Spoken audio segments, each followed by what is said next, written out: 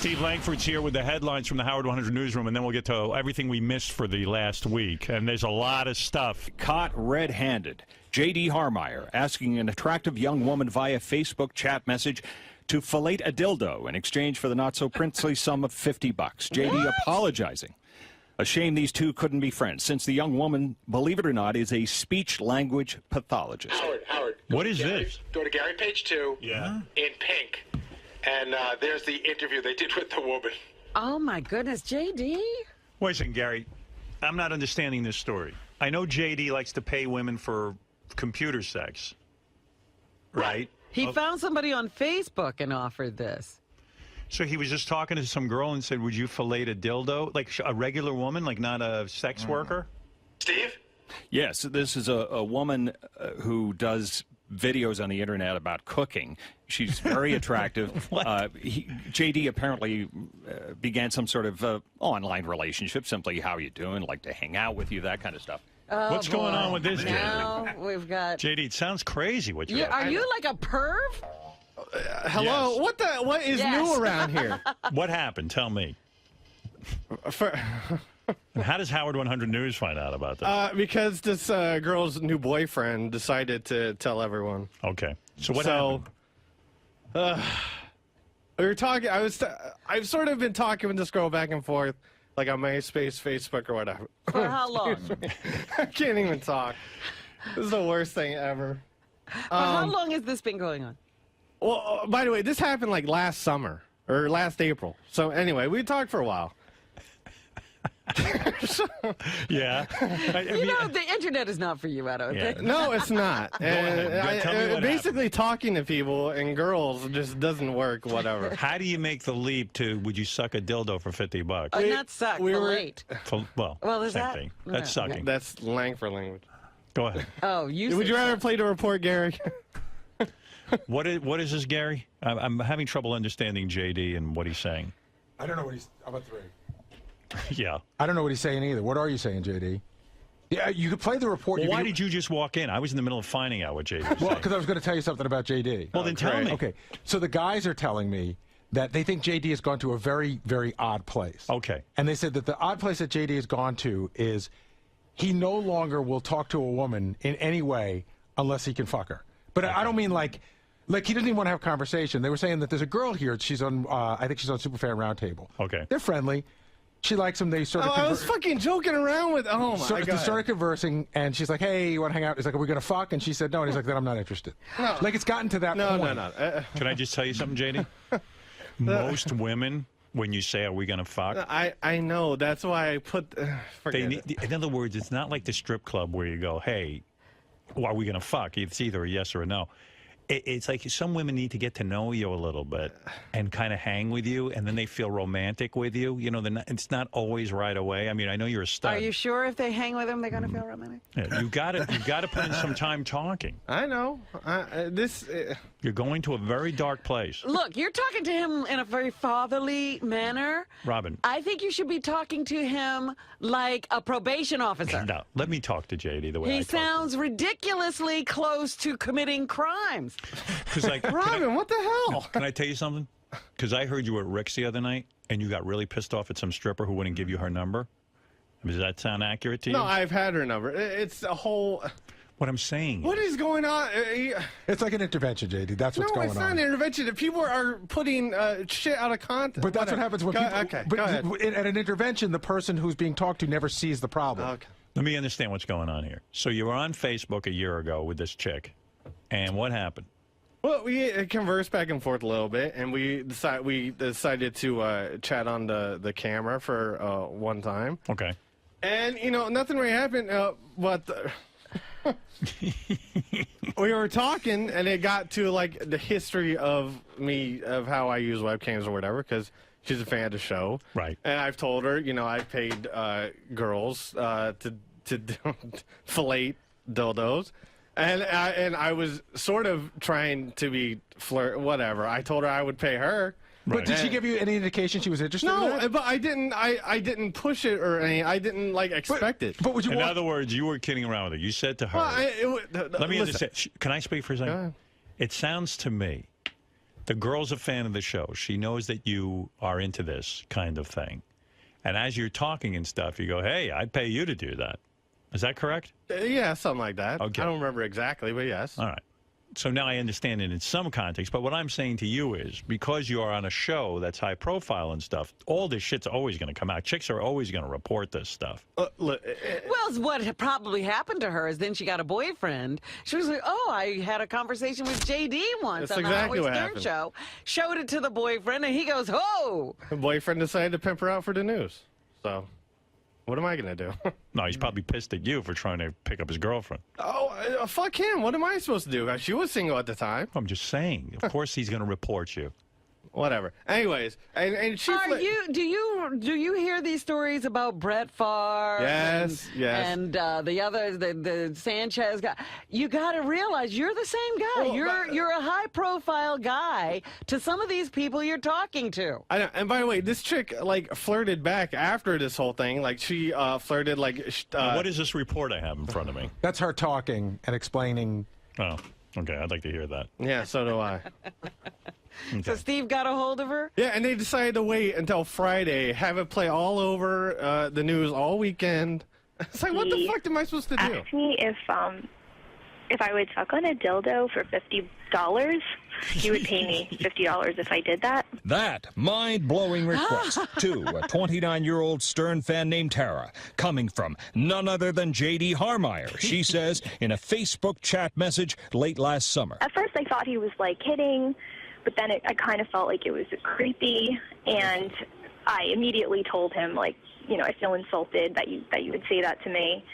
But she And kept talking. he very quickly apologized for it. And it would have likely ended there, but the whole sordid episode blew up in JD's face, so to speak, when Tara says she heard former Miss Howard TV Janessa Brazil reveal JD had made the same request of her too, and she apparently complied. So that's when I realized back in the summer he wasn't joking when he asked that. Hey, so what is this thing with girls sucking on dildos? Yeah, why do you like want that, them huh? to suck on a piece of plastic? Yeah, Well, that gets you off, huh? It's What do you do? You pretend that's your penis? Yes. Oh, okay. Does it have to look like your penis? That looks like my penis. Can you finish the report, please? Dude, you're wild. You want to know something? You're a horny guy. Well, you know No, what? dude, I'm 31 and I'm single. What do you Yeah, but want can I from say me? something? I never want to see a woman suck on a piece of plastic and pretend it's my dick. That's pretty Well, out there. he could actually meet women. He doesn't have to be on the internet. He digs it, though. Well, I'm not very social. I'm very socially awkward. I don't like to go out in public. You're my little monster. You had that girl who was wanting to be with you. Yeah, but he didn't Who? dig her. The stripper chick. Okay. You know what? You're like the poor man's Charlie Sheen. I mean, you're doing his same move, except you only have $50. He's got like Right, but your 5,000. party is done at 50. Where's my watch? You want me to suck on a piece of plastic? No. Do you particularly feel like a perv? Or do you feel okay? No, I don't feel very okay right now. He's disgusted with himself.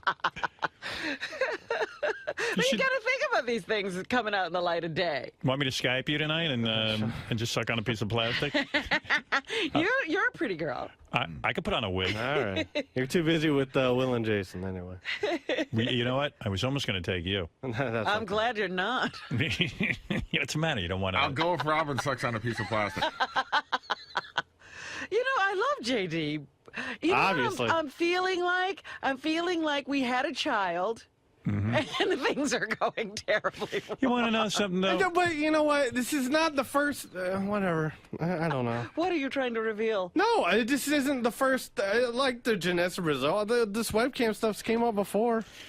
Hey, by the way, It disturbed me every time. Well, darling. you know what? I don't want it to keep coming up, but fucking the news has nothing else to do. And they want to fuck with me and embarrass me. your news, man. Whatever. What you're up to is newsworthy. Oh my goodness. That's an interesting story. Yeah, finally. Much better than Captain They Jenks. kept digging till they found something good. Yeah. Why they saved it. Yeah. Well, it doesn't sound that. I mean, the whole fetish is weird, but I sort of get how you got to it No, with this girl. Howard. You know what I'm worried about with our son? What? That he's forgetting how to talk to regular women. Like he thinks you talk to every woman. Yeah. He never knew how to talk to anybody, women or men. That's true. Remember, you know, JD's always been pervy, though. Remember when he asked the girl to eat? All right. Yeah. He wanted a dog to eat peanut butter off her I pussy? tried to Thanks. forget that one. So do I. Will you let the dog eat peanut butter off your pussy? Okay. How did we raise him? Now pour some jelly in your asshole. Yeah, you and Sal are into the weird shit. You guys are freaks. JD, you're into some freaky shit, man. Thank you. I'm so You're glad definitely- everyone knows now. You should definitely party with Charlie Sheen. Let me ask you something. I really want to know. Yeah. Do you really? Is this in the realm of normal? No. Okay. I'm telling you, like, I'm a pervy guy in the sense that I'm horny. I'm not pervy, I'm horny, I guess. And I love, you know, porn and all that, and I love girls and all that. But I never want to see girls, like, stick Jell-O in their asshole. Like, I don't want to see any But weird you stuff. also know 1 minute I'm talking, you know, like this is appropriate here. Right. But it's not appropriate here. Yeah, but I also like talking to girls. He's so... That's what I'm Weird. saying. That all a girl is to him is somebody who might suck on a piece of plastic. Right. You don't like Or talking... suck my- what? You don't like talking to girls, right? I'm not particularly talking to anyone right now, especially right now. No. I'm worried about him. I'm fine. You're becoming more and more of a recluse. Well, that's true. You know, you need to get out there. Is See what there happens any when I chance- talk to people? Any chance you could, like, meet a girl and just, like, have a relationship with her and, like, kind of hang with her? Or do you think you're so sort of antisocial and damaged that you don't even really ever see yourself hanging out with a One girl? day, I mean, I don't see it happening tomorrow. But how is that going to happen, JD? I mean, where are your thoughts going? How old are you now? 31. Yeah. I don't think you're going to be like Ralph. Like, he sits alone in his apartment. He Is likes he a it. perv? I don't know. But he's antisocial. I don't know. Why doesn't the news cover that? Can you cover Ralph, please? Yes, please. Cover someone else but me, for Christ's sake. JD, is there any chance you could stand still? No. He's rocking back and forth. I'm very worried about him. In other words, you're never going to be like with a chick one-on-one and like have a whole long-term relationship. I don't and, know. Like talk to her and stuff. Not at this moment, no. Not right No, now. Right. No, but what he's asking is, do you see yourself wanting to be friendly and connected and not just have women as sexual objects? No. I don't know. Yes, Marianne.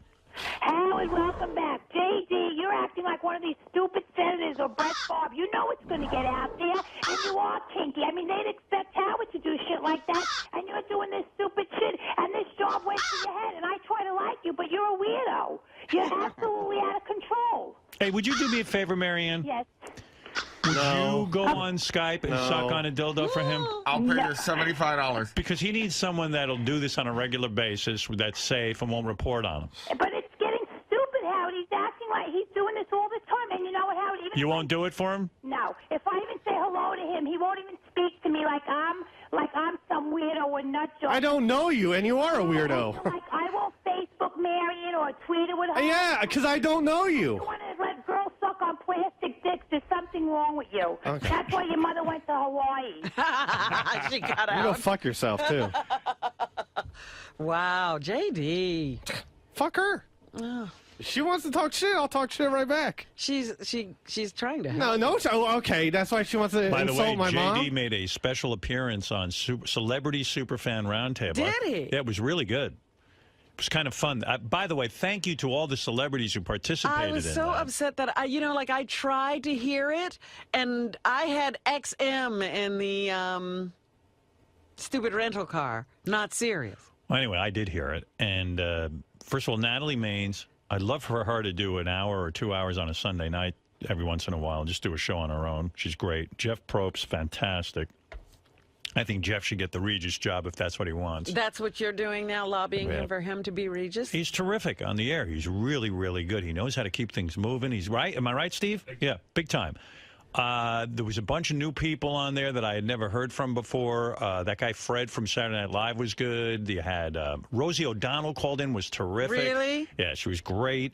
Also, the guy from, is that Old Spice? The Old Spice commercial. Isaiah Mustafa. Isaiah was great. He was very open, talking about banging chicks. And, Really? yeah. And Matthew Berry. Matthew Berry. Now, he's from what? ESPN. He's a ESPN. fantasy sports guy. Dan Patrick. Who else was there, JD? The lead singer of something. I forget his name. Rob Thomas. Yeah, he Oh, was. Rob Thomas. Rob Thomas was terrific. I mean, it was a great panel. Rob wouldn't suck a dildo for you, so you're All right, a okay, lead singer or something. What are you doing? I'm so thank God the news is still here. Thank God. And JD came in, made a special What appearance. did JD do? He was just like, he's like Frankenstein. He was so angry. He was like, What was he angry? What I was he wasn't saying? angry then. Somebody was giving you some shit, weren't they? I just heard like I think Dan Patrick said something about you, but I think the discussion at that point was if you had to get rid of someone on the show, who would you get rid of? And I That think favorite question. Dan was kind of like, I'm not really that big a fan of JD. And then JD came in and going, "Rah." So it sounded like, Dan's got an announcer's voice. He's like, blah, blah, blah, blah, blah, blah. And then you hear, "Rah." And Like, it's like, this is what it sounded like.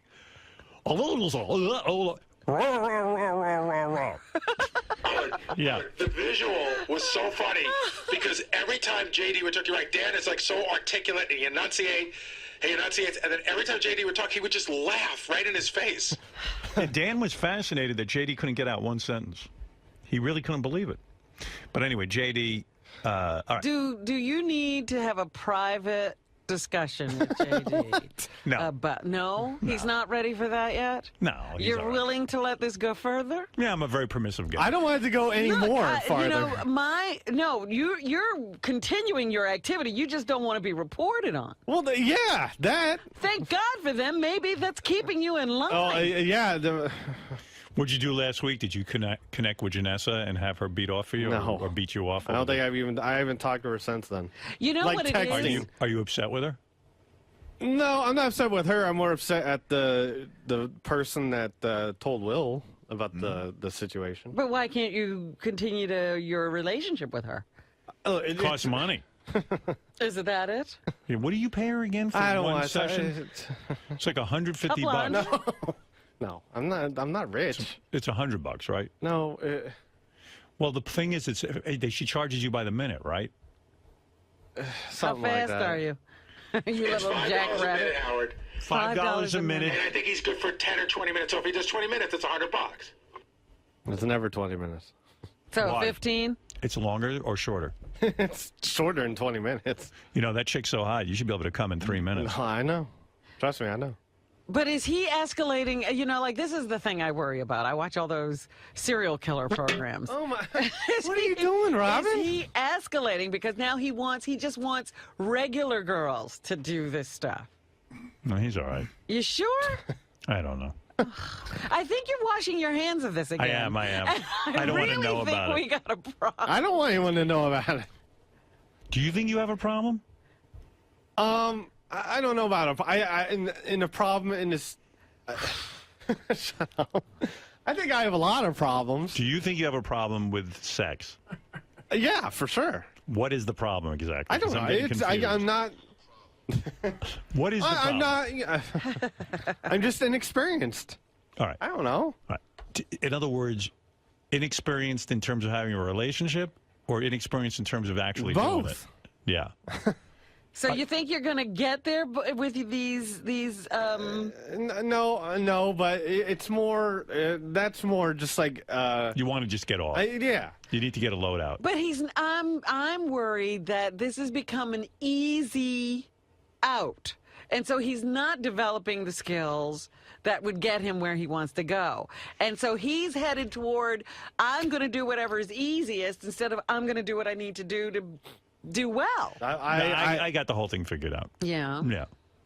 In a nutshell, it's this. And then we got to move on because we have so much to get to. All right. Here it is.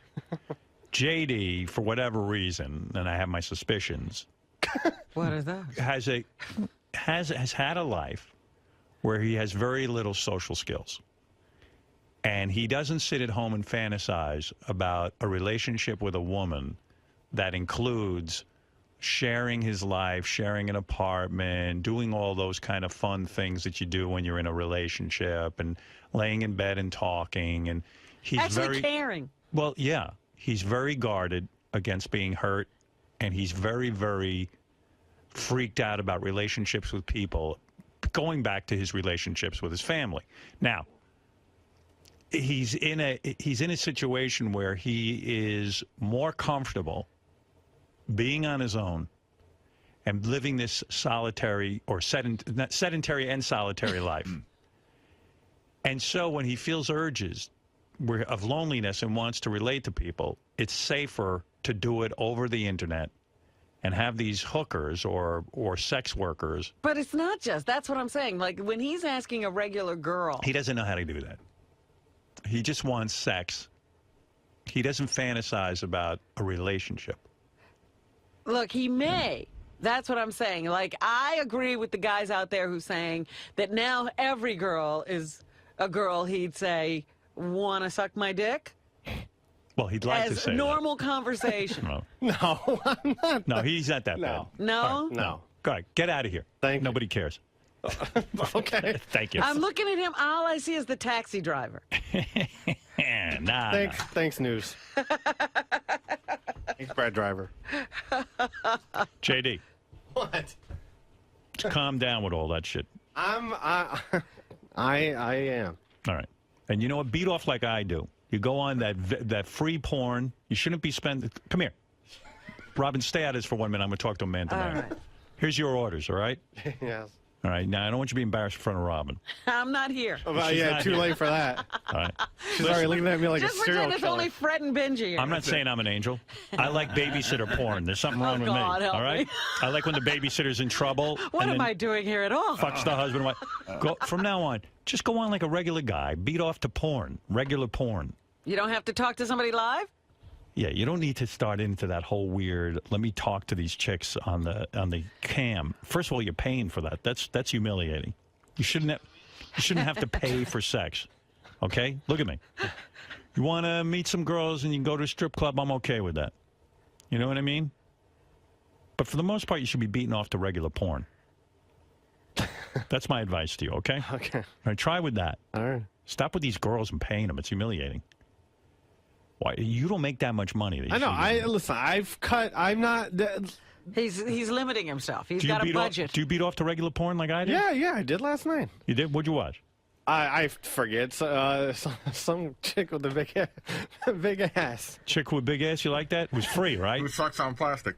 Was it free? Yeah. it was Good. free. All right, then you're doing the right thing. That's okay, Dad. That's okay. Look, you're looking for miracles. I just wanted to beat off the regular porn. Stop paying people. Oh, man. Your goals are so low. I think it's too late. All right, thank you. Thanks, Brad. All right. I helped him out. Dear. I know you're a newscaster and you have to be objective, but what's your take on this JD situation? You were sitting in the background for most of that segment. I could tell your wheels were spinning, and Look, in many ways it's a sad story, but it's a story. We don't sit there when news comes in and we begin to look into it. We don't sit there and go, there's a fire down the street. Should we report on that fire? Maybe we should just leave it alone. Maybe people don't want to hear about the fire. That's not what we do in news in general. You report on the news, and sadly, that's a news story. do you think JD was swindled? Do you think that this source was looking for fame over true concern about JD's, the boyfriend? Do you think he might have looked for an angle to get some recognition, or do you think this piece had validity? Well, the story is accurate, first of all. JD admits it's accurate. Secondly, there was really a long, complicated chain of events in terms of how we found out about the story. It's not like the woman, when it happened last year, called Howard 100 News immediately and said, look, you got to do this story. She didn't do anything about the story when it happened until she heard a similar event a couple of weeks ago on the Stern Show with JD. And she mentioned something to her boyfriend at that point. She said, hey, can you believe this? Last year, same sort of idea came up from JD to me on Facebook. So I don't think anybody was running around trying to get JD on this. Now, from your standpoint, do you think JD has a real problem? Does he need an intervention? That's sort of beyond my pay grade, really. I just report the news. I don't know a lot about JD, but the people have told me that in the internet age, people tend to get carried away on the internet more than they would have in the past. So it appears that you can get caught with that kind of stuff online. If you don't want to get caught, you probably shouldn't get involved. Yes. JD. Yes. Did Howard's advice hit home with you? Did his analysis of, why you turn to and view women this way, was it accurate? Yeah. Yes. So what does that do to your psyche now? Like, what do you? I don't know. What are you going to think about? Well, it makes me want to be left alone right now. That's for sure. Now you're obviously pissed at this girl or her boyfriend for. I'm just not, You view it as like a 15 minutes of fame type of situation? There's a part of that, Like, why else would they have to do it? But, whatever. What are you gonna do? But now what? Is this going to change your approach now that Howard sort of sat you I'm not down? going to be talking to hardly anyone right now. Especially the camera in the news. But will this result in a complete revamping of your mentality and your approach to relationships and things Howard was getting at, that searching for a deeper connection? I don't know. I'm trying. So, Robin. Yes. Well, Howard sort of tried to pass the buck on this whole JD issue. Well, I don't know if there's a buck to be passed, but I think he was sort of treating it lightly. And you seemed overly concerned. Like you mentioned you wanted to have sort of a one-on-one with him.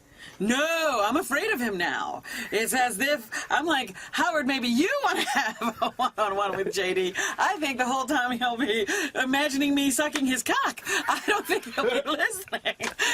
But there's genuine concern about his future, about his state of mind, about the way he views women. And yes, I'm very concerned. But, people can come out of this. I remember having the same feeling about Richard Christie, and I just got his wedding invitation in the mail. So I suppose maybe this is a phase, maybe that JD is going through. I hope that's the case, and I hope it doesn't go any further than it has. So do you think he needs a girlfriend? He needs someone... No, he doesn't need a girlfriend. He needs a life. He needs to get out of his apartment. He needs to start interacting with people, having friends, any kind of social relationship would help JD, I think, at this point. So that's what I'm saying, that he needs to start inviting people into his world, broadening his scope. I think anytime he needs interaction, he just goes to the internet. And he doesn't have real friends. He doesn't have, real relationships. And these girls that he talks to, they just want money. And it's a whole, like you can get a very skewed, very, very sad view of life and other people depending on what you see all the time. But now he's lived over 30 years under the same sort of mentality. I don't know if it's been going on for 30 years. Well, he did have a college education. He did do something before he came to the Howard Stern Show.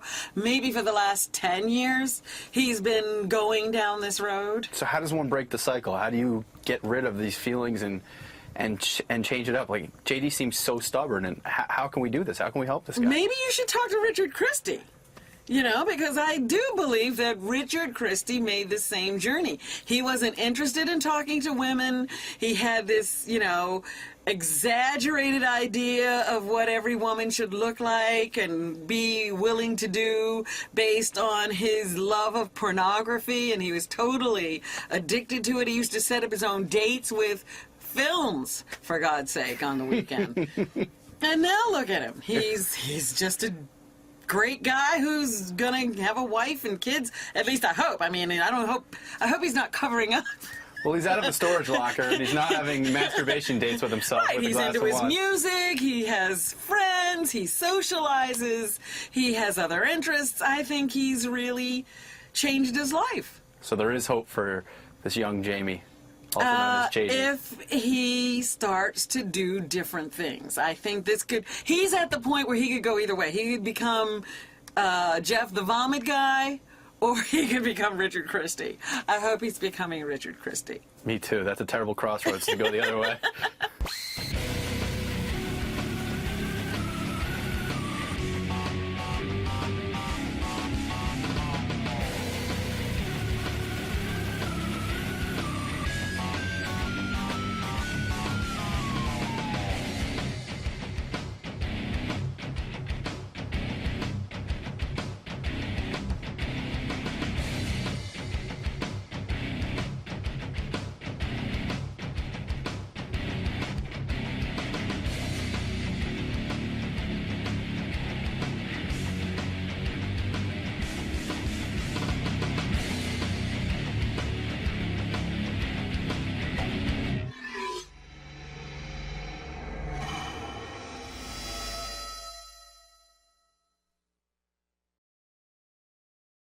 Person, and he knows how to handle interviews like that, and I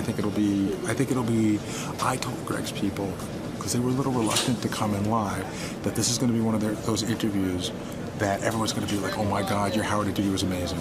And he's not good. You don't anticipate Howard going to jump right in with tough questions. It's going to be a very slow. He's going to cater to the guest. I think so, yeah, I do. Could be wrong, but I don't think so. All right, you're about to meet a legend, George. Not William Shatner.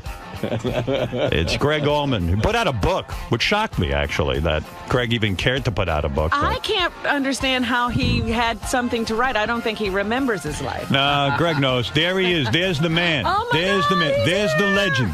Look at you. I knew I'd meet you one day. Hey there. What's happening? Look at you. Let me That's take you the in. man. Let me stare at you a little bit. Never been this close to a legend. Take a seat. How do you do? Good seeing you. Nice to Look meet at you, man. What a life you've had. Why'd you write a book anyway? You know, I think the title of the book is a good name, My Cross to Bear. I feel like you really have like one of the most difficult lives and been surrounded by a lot of death. And that's got to screw a man's head up. I don't care what anyone says. You can only be so strong. Am I right? That's a fact. Yeah. You know, like a lot of people. I don't know much about his early life. Oh, I'll tell you everything. Okay. I know all about this guy. I've been watching him. No, I mean, you know, you think about it. First of all, your dad died as a young man, right? Yeah, I was 2 years old. Oh. So I never knew him. Where'd you grow up? I was born in Nashville, Tennessee, and I lived there until I was 9 years old, at which time the family moved to Daytona Beach, Florida. Yeah, you don't. That's when I started playing. Oh. Yeah, well, but you play mostly keyboards, right? Did you play guitar at first a lot? What was your instrument of choice when you were learning? It was a guitar. Guitar. And I taught my brother, the basic map. Did you? He then quit school and just passed me like I was standing still. How did your father die when you were 2 years old? He had just come back from fighting in the Korean War. Right. And he'd been promoted to captain. And and he got the first 1949 Ford off the line, right? Right. And, well, I mean, after the family got there. Yeah. Yeah, the Ford family got their car, and then your dad got his. Yeah. How do you do that? But, all right, yeah, so he gets a car. And so they're out celebrating him and this sergeant friend of his. Right. And this, of course, was a long time ago, and everything was dirt roads and cornfields. And anyway, they were shooting pool in this little beer joint. And this guy kind of sided up next to him and mind if I shoot some pool? And the night went on and everything. Towards the end of the night, the guy asked my father, he said, man, could you give me a ride to my house? It's just right past the second cornfield. Yeah. And he said, sure, after you've had a few beers, hell, I'll take, you got an elephant with you? Sure, I'll take him. And so he says, okay, turn right up here at this dirt road going down.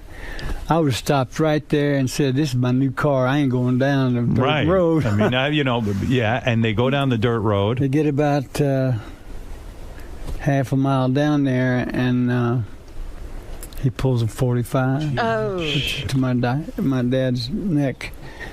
And he said, all right, y'all get out. And oh, my God. So he thought they'd just come back from the Orient, that maybe they had some, Yeah. I mean, because there was a officer and a master sergeant.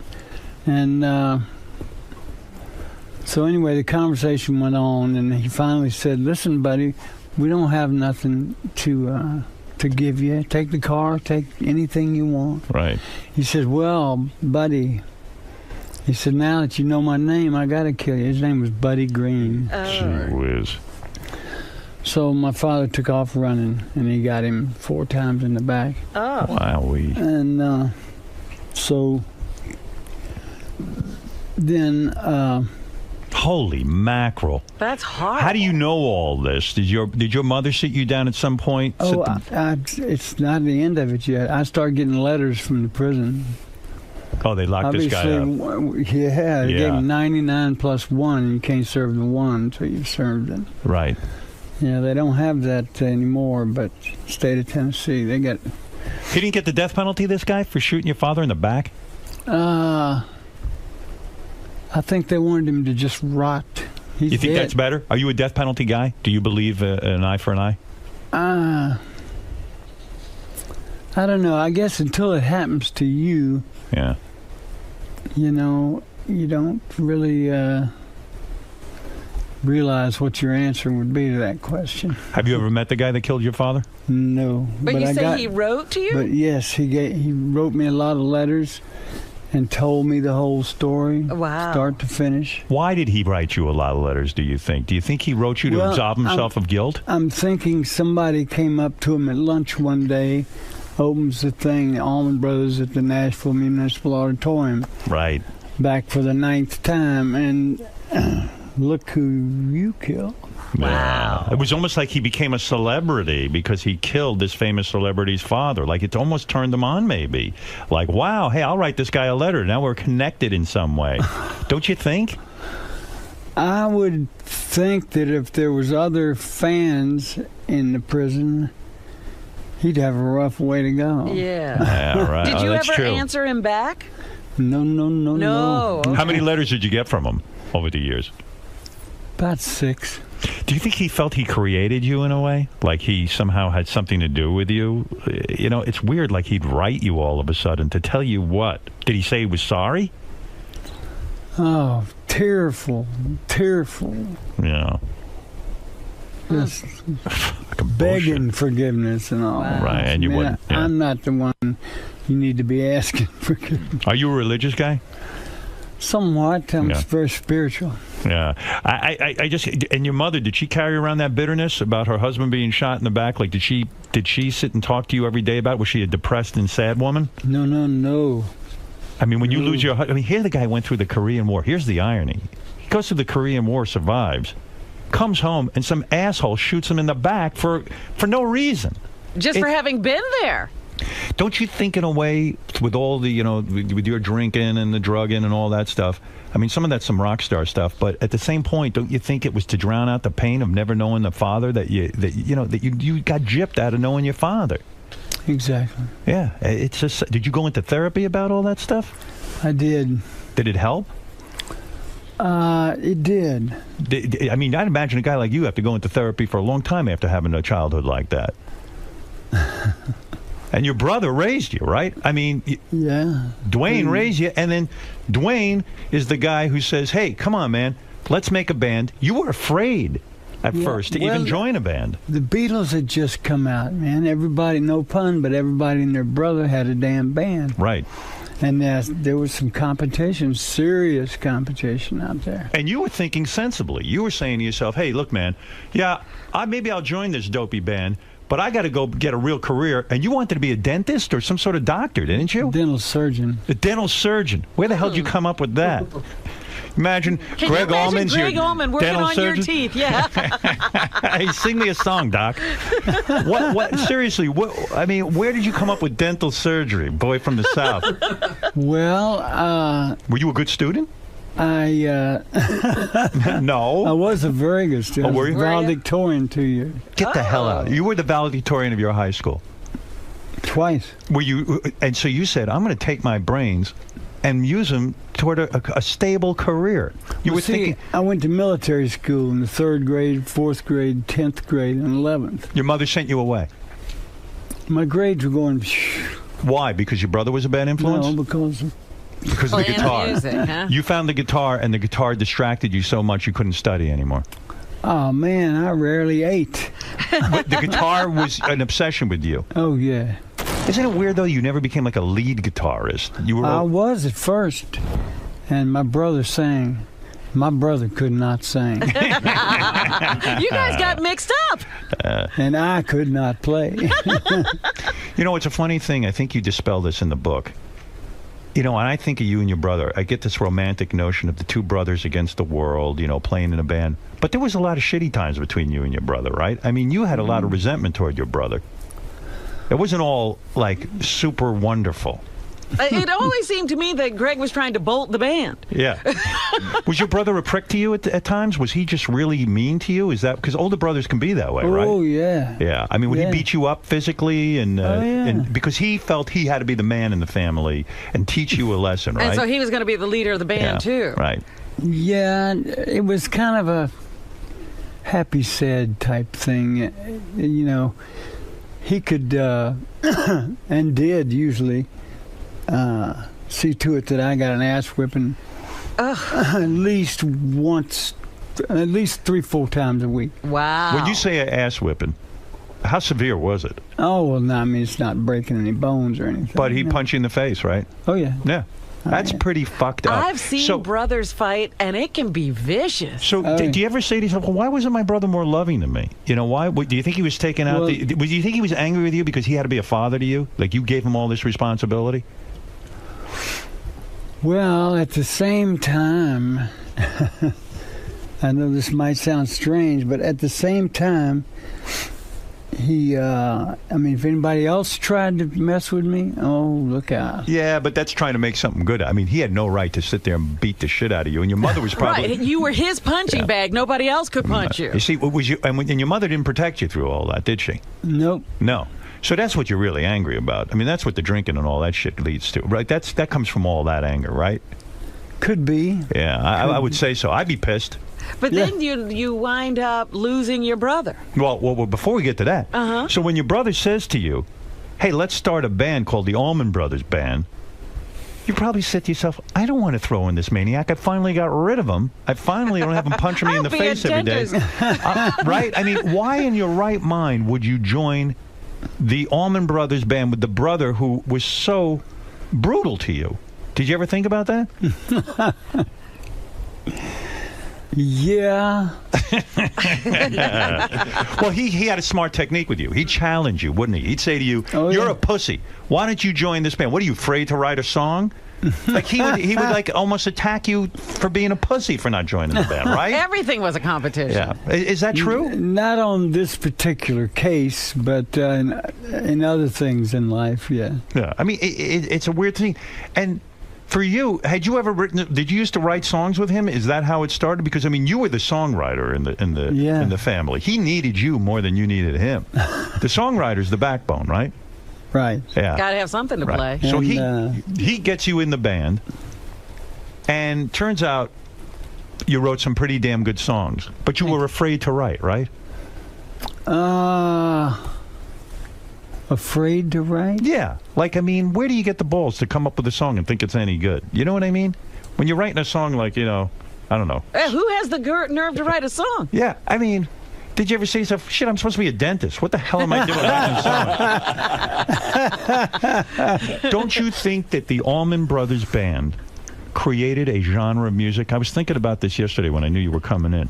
I said to myself, like, Lynyrd Skynyrd, The Outlaws, Marshall Tucker Band, all these Southern rock bands. Before you guys, I don't think there was even a genre of music like this. Can you think of anyone who was doing anything like this? No. So, I mean, you're as innovative as any band out there. Do you think you get your credit? Do you think you get due credit? No. Why do you get not enough credit? Why do you think you're, I'm not going to say disrespected, but why do you think you're not more respected? Well, I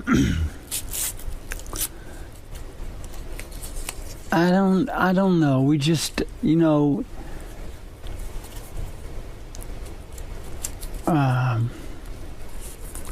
we're one of those show me bands, you know. In other words, I mean, the way we made it, you're always getting that question. Yeah. How'd you know when you made it? You know? Do you think you made it yet? You ready to say you made it? When your brother, who I think was brilliant, whose idea was it to have two lead guitar players playing off each other? Was that your brother? He formed the whole band. Right. Then he called me. So everything was in place. And he said, I need you to come round this whole thing up and send it somewhere. Meaning writing. Right.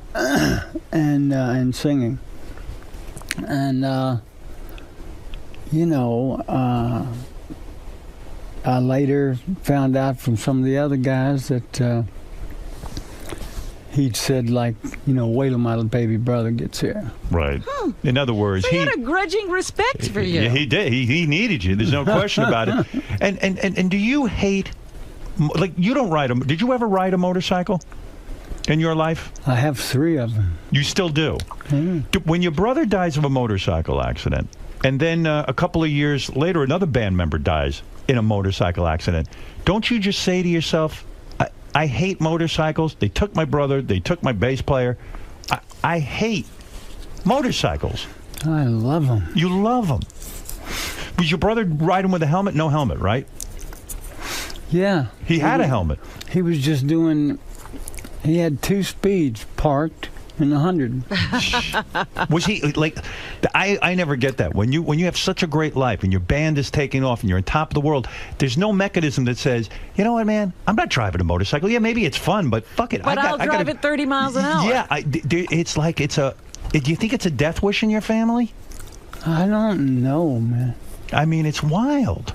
But everything too extreme. Yeah. Extreme, and you're an extreme guy. I mean, like you wouldn't have 10 drinks. You'd have a whole bottle of whiskey in the morning. You know, whatever you did, you consumed. I mean, you are fierce in the fact that you're not afraid to even destroy yourself, right? I mean, there's no fear on your part. Well, I'm working on it. And so you will go out to this day and ride a motorcycle. Well, I just had a hernia operation. I'm not quite strong enough. And you had a liver transplant 2 years ago. Is that the worst? Is that a very painful operation? Oh God, awful. Man, let me tell you, they had to put this thing up between your organs and the bone that spread your rib cage. Oh, that sounds painful. And that like pulls all the bones, not out of the cartilage, but it just stretches it. Then they got to seed back in. That takes forever, and that is painful. Well, whose liver is it? Do we know whose liver is living inside of you? It's a 29-year-old liver. A 29-year-old liver. They don't tell you who the person was. They don't tell you the family. They after a year has passed, they give you the little. It's all marked and everything, you know. It gives you the information. And you can write your first name only, and write a letter, short letter to the family. If they respond, then hey. Y'all can go ahead and have a relationship. Did you write the letter? I did. Did you get a response? No. You did not? Did not. Does that drive you crazy? It's kind of like, aren't you curious? Yeah, like why they didn't gave you write the back? gift of life. Yeah. Well, I've tried. I guess I've done my part. Did you tell him who you were? Only first name? I'd be That's like, all hey, I could use? look how cool. Oh, you can only use your first name. That's right. Oh, shit. You should use your last name. I put Allman, yeah.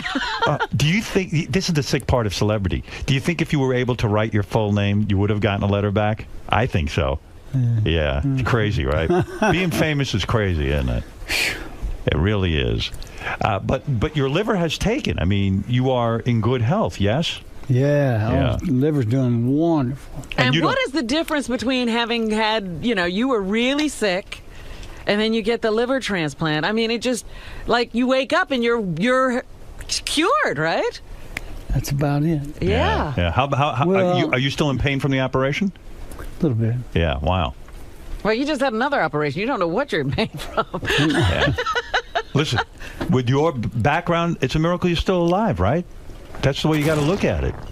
If you knew now what it's like to be older and be going through liver transplants and all this other stuff, do you think you would have lived a whole different life? Do you think you never would have taken a drink? Do you think you never would have used drugs? Do you think you would have just behaved a whole different way toward your body? No doubt. Yeah. No, yeah. no doubt. You could tell kids all day that story, but they don't listen, right? Nobody listens. Yeah, but you might save one of them. All Right. it takes is a blood test. Or you can go to tune in to hepc.com. They say a lot of people, particularly in my generation, should be tested because they don't know they have Hep C. That there's Right. a lot of people have it. And you believe you got it from a bad tattoo needle. Right, that's what the doctors think. I mean, 'cause I'm looking at all your tattoos. You got a lot of them. Yeah. And so back then, when you got your tattoos, it's not as prevalent getting tattoos. When you got tattoos, it was a little more edgy, right? Now everybody's got a tattoo. Right. But the conditions, I guess, weren't so clean. Like, where did you go to get these tattoos? Were they like really seedy places? Well, I could tell you exactly the place. No, this guy was very clean? No, he was very well known. Right. And you use the same person all the time? Well, at first, Mm-hmm. So how do you think he got Hep C? Do you think he just wasn't careful with his needles? Well, I remember this. I walked in there, it was in San Francisco, and I walked up the big, long steps, and it said, "Welcome, art lovers," Yeah. all that stuff. That's me. I'm an art lover. So I go in there, and the brothers all had a mushroom tattooed right here on their leg. Yeah. And What the hell was that about? my brother's idea. Well, that's our logo. Yeah, but I'm just saying, why was the mushroom the logo, do you think? Because of magic mushrooms and stuff? These people came up from Gainesville, Florida, where they were studying some kind of medicine, and they got a hold of a tabbing machine. And so they trounced out through the cow patties and picked just mushrooms, big bags of mushrooms. Right. Then they were able to get the essence out. Yeah. Mix them with a little just nothing. Yeah. To form the tab. Wow. I mean, it's one thing to get caught with drugs, but you get caught with a tabbing machine. Oh. Yeah, that's a different story. That's like a manufacturer, right? Yeah. Yeah. So you go into the tattoo place to get the mushrooms on your legs. Right. Yeah. And I got another one up here of a centaur. Right. Anyway, I walked up, and he had a desk. It was turned sideways. And there were two galvanized buckets. One of them was just clear. Could have been water, could have been gasoline, could have been vodka, I don't know. Right. And the other one, it looked like real dark red wine. Anyway, there were these things, long things, sticking out of them. Out of the buckets. Yeah. Those are needles that had already been used. Right. Oh. So he took two of them out of the red bucket, and he slung it up on he slung it up on the wall, and then he put it in the clear bucket. Cleaned it off. Slung that off from the wall, and then he had a pretty tight place except for that wall. Yeah. But you can tell. I mean, it was blood. Right. I'd never been there before. I didn't know what the whole protocol was. Right. So, what you want and what color.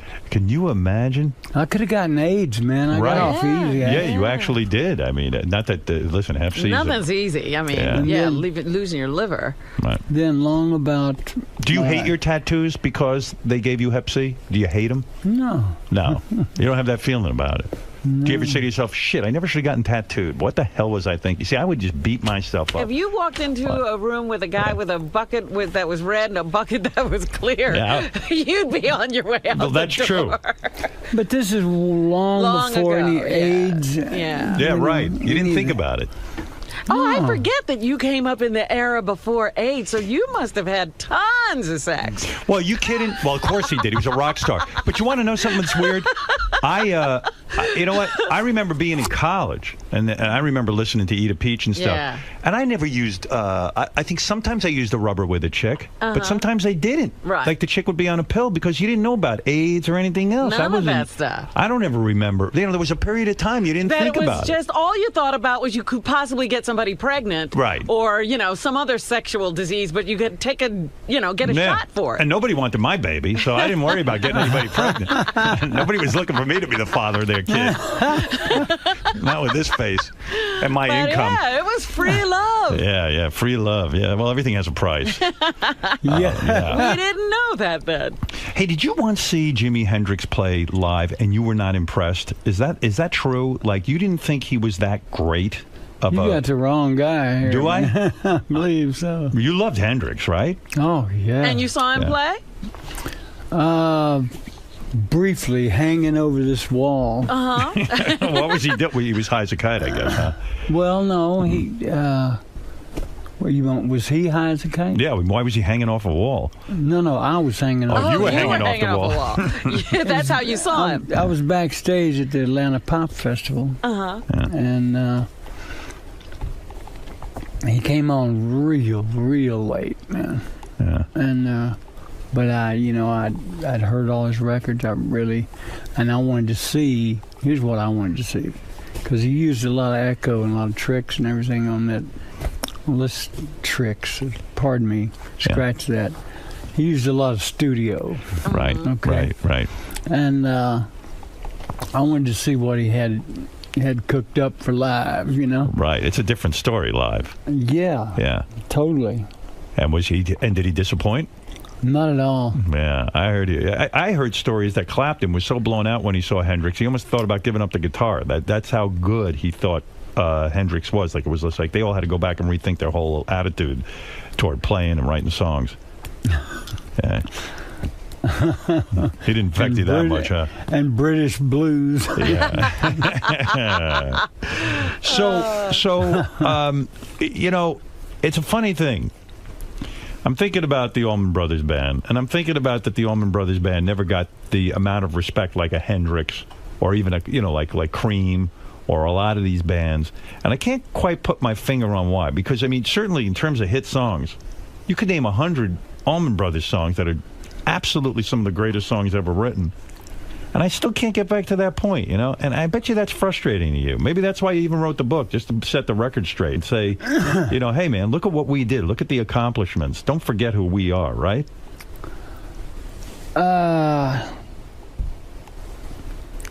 Might have been, yeah. I might have thought about that. Yeah. It wasn't for the money. You got enough money, right? Right. You had years where I read a story, and I think you get in this in the book, that the song Sweet Melissa, which you wrote, you needed money at the time, and some manager came up to you and said, "Hey, I'll give you $250 if you put Steve Alamo." Yeah, if you put my name as a co-writer on that song, I'll give you $250, and you took the deal. No. You set that record straight. That's not the. Yeah. What we were happened? hungry. The whole band was hungry. Well, you're starving. I said, man, you just hold this song. Right. If you can give me $250 on it, I'll greatly appreciate it, because my band is starving. Right. And you know, anybody made of anything would have said, "Come on, man, I'll feed the band." Right. You know. Sure. And so I came back and I said, I need my tune back, you know. Give me my song. Here's your your $250, you know. Yeah. And he said, I'm sorry, I don't think that's the number we're talking about. Yeah. I said, we weren't talking about any number. I said, all right. And I see what he was playing, and I said, well, how about 10,000? And yeah. so I just said something really foul to him. Yeah. He's a real parasite. And he put his name on the song. I know. And he still gets money? No. No. How'd you get the song back?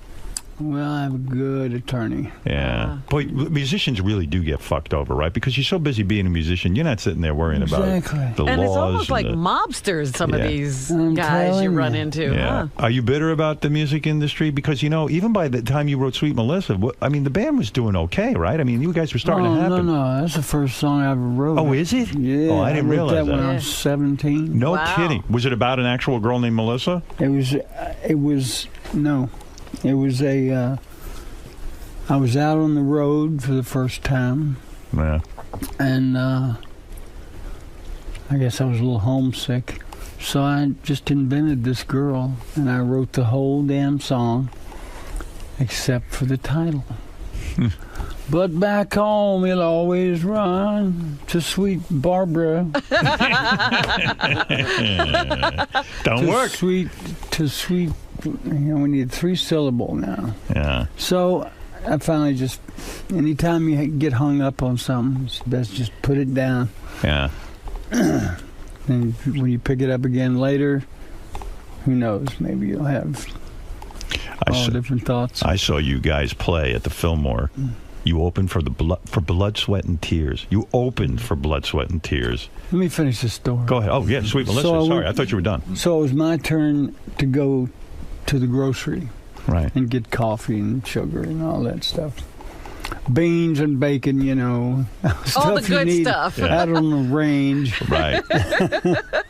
Anyway, me and another person were the only ones, because it was like 4 a.m.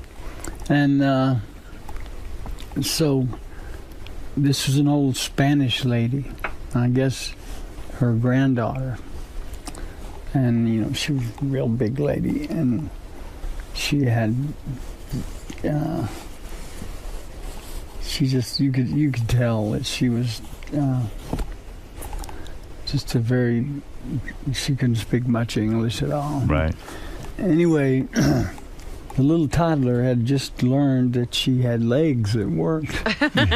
Boy, she was running around. I'm telling you. Yeah. And she took off one time, way out of earshot, and the lady yells, "Melissa, come back, Melissa!" I went, "Oh." There it is. Melissa. Oh, Sweet Melissa. I started to go up and kiss her on the cheek, but she'd probably call the law. You know? That was it. The 3-syllable name you needed. That is crazy how that works. If you hadn't gone to the store, you would have missed it. I thought it was for sure was some broad you were trying to bang, you know. Who knew? 17 you wrote that. Isn't that crazy? Wow. Yeah. Most of the songs, they come to you quick, right? Yeah. Yeah, you don't have to sit there and labor over them when they're that good. Yeah. Yeah. Well, did you ever say to the other guys, hey, why don't you guys write a few good fucking songs instead of laying it all on me? Do you think you should have been a solo artist? Do you think that, maybe you should have just written all these songs and recorded them yourself and not even deal? You did some solo stuff. No, but I mean, do you think instead of even ever joining up with your brother in the Allman Brothers band, did you ever get resentful? Like, hey, I'm writing all these songs for these guys. I could have just kept them all for myself, you know? That thought ever occur to you? Mm-hmm. It did. Regrets? Well, you know, I have another band, and it's called Great Allman and Friends. And Warren Haynes has another band, Government Mule. Mm-hmm. Derek has another band. But you know what? It just ain't like playing with the Allman Brothers. Yeah, it's just right. It's that thing. It's that thing. Yeah. We're trying to explain this to other people. They don't get it. You know, a lot of your book, not a lot of your book, but some of your book deals with your marriage to Cher. I remember being all freaked out by that because, I was an Allman Brothers fan, and all of a sudden you end up with Cher. And I was so jealous, man, because she was like such a hot chick, I mean, I was like, man, she's got a smoking fucking body. What you must be doing to her, it must be crazy, How do you hook up with Cher? Yeah, I mean, you look back on that as something you remember fondly, or are you just disgusted by that whole segment of your life? No, I look back on it very fondly. You tell some great stories. I mean, the story. It would be a wonder, because you just wouldn't imagine Cher and Greg hanging out in the same place. No, in fact, I remember when All Man and Woman came out. I don't mean to bring up any bad memories, but I remember that album, All Man and Woman. And you describe in your book, I get it. Like, you're married to the woman. She says to you, hey, you're a great songwriter. Let's do an album together. And you're like, hey, she's my wife. I can't say no. Yeah, she's a singer. I'm gonna make an album with her, and you did, but you were not fond of the album, right? You just kind of. Well, it started off. She said, "I want you in there," I mean, she says, I got a producer, but maybe you go in as co-producer. I forget who. Who was producing it? Some dude. Oh, wasn't that Perry guy? No, Rick Perry or something. What the hell is that guy's name? I don't know. Oh, he was the governor of Texas. Yeah, really. I don't know. Yeah, but anyway, so you and Cher go into the studio. She was cutting an album, and then all of a sudden she wanted you in there, and then next thing you know, you're recording with her. Yeah. Yeah, that's crazy. And did you know it was going wrong while you were doing it? I'd say that's a yes. Well, It was a weird scene, right? Because, like, you guys would go on tour together, you and Cher, and then, as you described, Cher's fans would be fighting with your fans because they were so different. It had to be the weirdest you'd vibe. You'd have the backpackers over here, and you'd have the tuxedos over here. Yeah, it's crazy. And these guys was... throw the bitch off the stage. That's your wife, meanwhile. Was that like a crazy decision in your life? Because, like, you knew each other a couple of days and then you got married. Yeah. I mean, was that like the craziest thing you've ever done? That was her idea. That was her idea. You just went along for the ride, right? Well, no, I was into it a little deeper than that. Yeah. How long did that whole thing last? A couple of months, right? 3 hours. 3 years. 3 years it did? I didn't even realize it was that long. Well, it had to have lasted sometimes because Chastity told us the story, Chaz told us the story of you picking him up from school. Chaz was on the show about, I don't know, 6 months ago or so. Do you know this story? You have a question mark. Chaz says you were so out of it that day. You picked her up from school. And then, like, you had to pull over the side of the road and go to sleep. And, like, for a while, just Chaz was sitting there with you for a long time and couldn't get home. Do you have any recollection of that? You picked her up and you got home at 11 o'clock that night. Yeah, from school. And Cher was all pissed off. This is what Chastity told me. I don't know. You have no recollection. And you know what? Greg, she says that's the day she decided to become a guy. She'd had it. You don't speak to Cher anymore, though, right? I mean, yeah. Oh, you do? Every now and then. About your son and stuff, right? Yeah. You close to him, or was that an impossible situation? I don't know. He stays abroad quite a bit. Does he? I had him on the show. He's a nice kid. Yeah. I mean, we had a nice conversation and stuff. Greg said that, like, oh, he is? Yeah. But, I mean, sometimes in divorce, that's what happens, right? I mean, it's hard to maintain a relationship with the kids. They usually side with one parent or the other. True? Exactly. Yeah. Is that a sadness in your life? No, because they, well, I got, out of 4, I got 3 musicians. Right. And a nurse. Who you're close with? Well, I'm close with all of them. And Elijah, too? Well, no. No. That's the only one. Well, he stays gone all the time. Yeah. Did you share custody? Did he come visit when he was growing up? He can come visit any time he likes. Yeah? He's welcome. And, yeah. Yeah. And she wouldn't hold him back. Uh-huh. That's for sure. Yeah. And so he comes from time to time. I have all my kids at Christmas. Yeah. Right. The whole damn clan down there. I remember, a friend of mine was talking about the Allman Brothers, and you guys are a legendary jam band. You guys, you've done 6-hour shows. I mean, literally played for 6 hours. Oh yeah. And that's just from the pure joy of playing, right? I mean, you don't have to stay out there for 6 hours. No. Some friend of mine told me a legendary story about you. He said that he was at one of your shows, and it was going on and on. I mean, you guys were really in the mood to play, And there was a hot chick in the audience. And all of a sudden, the hot chick was gone. And then you left the stage, too, for a while. There was some kind of guitar solo going on, or somebody was playing? Somebody was doing something. The chick disappeared. You disappeared. And then later on, she showed back up in the audience, and you showed up back on stage. Like, you could have a whole life during a jam, right? I mean, you can actually leave the stage, go off, hook up with a chick, and then have a whole relationship. And have a whole relationship in that time that you're off the stage, right? I mean, is that the truth?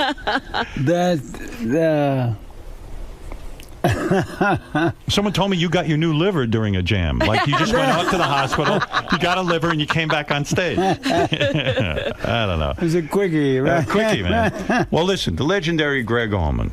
I mean, what am I going to say, man? You're amazing. A legendary band. The new book is called My Cross to Bear. It's a fascinating story. Did you remember a lot of it, or did you have to go back and ask a lot of people to cooperate with you?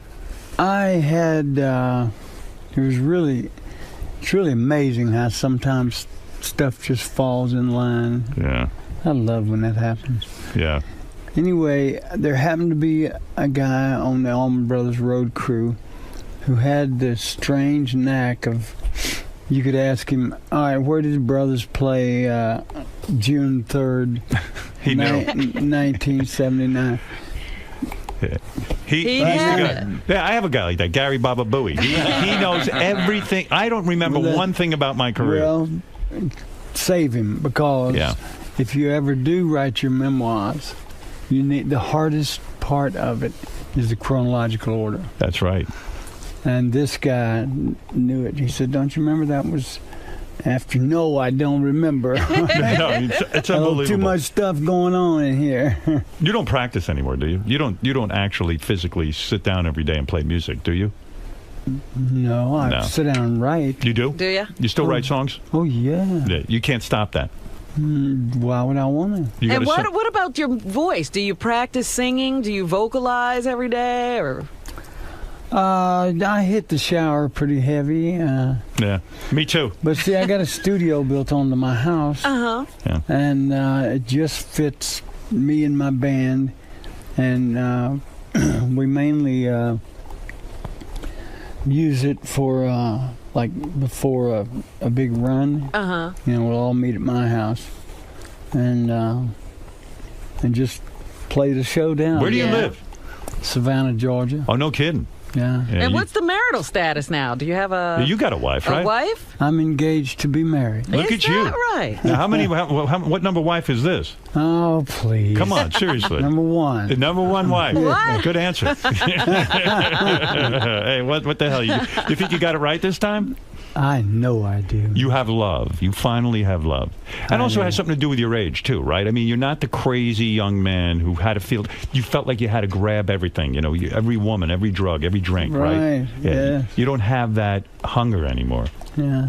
Yeah. Exactly. She's some young broad? How much younger is she than you? Oh... I'm guessing 20 years at least.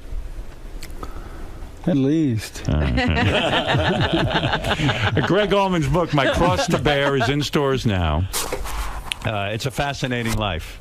You go into everything. I don't think you avoided any subject. He doesn't avoid any of it, huh? No. I think probably, I thought maybe you would avoid the sort of the sense of history of... there was a terrible time in your life when you got busted for drugs or something, and then everyone accused you of selling out this guy who you had to testify against, and he didn't spend that much time in jail anyway, did he? But that was a whole painful period in your life, right? It really was. And you had to, because people were turning on you, friends and stuff, they're calling you a narc and all of this stuff. Yeah. And you address it in the book, right?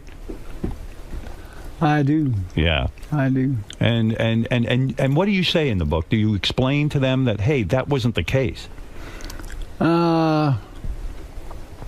Basically just say what happened. Yeah.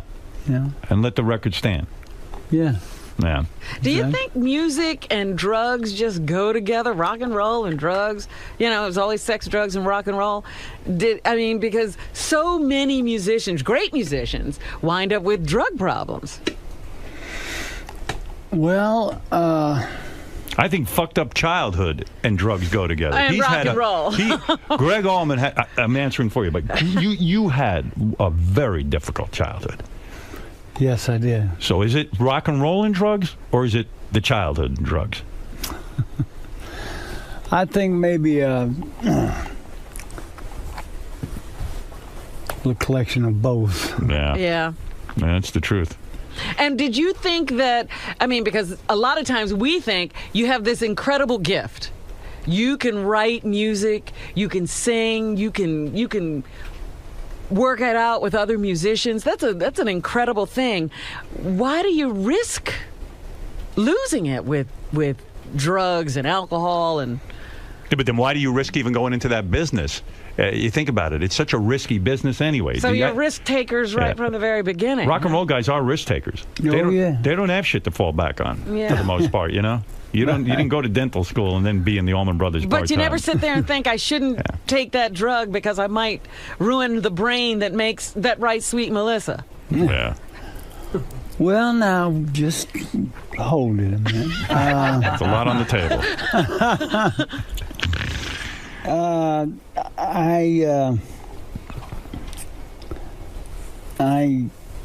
It seemed like if there was a right way to do it, I did it. You did. Because I had this pharmacist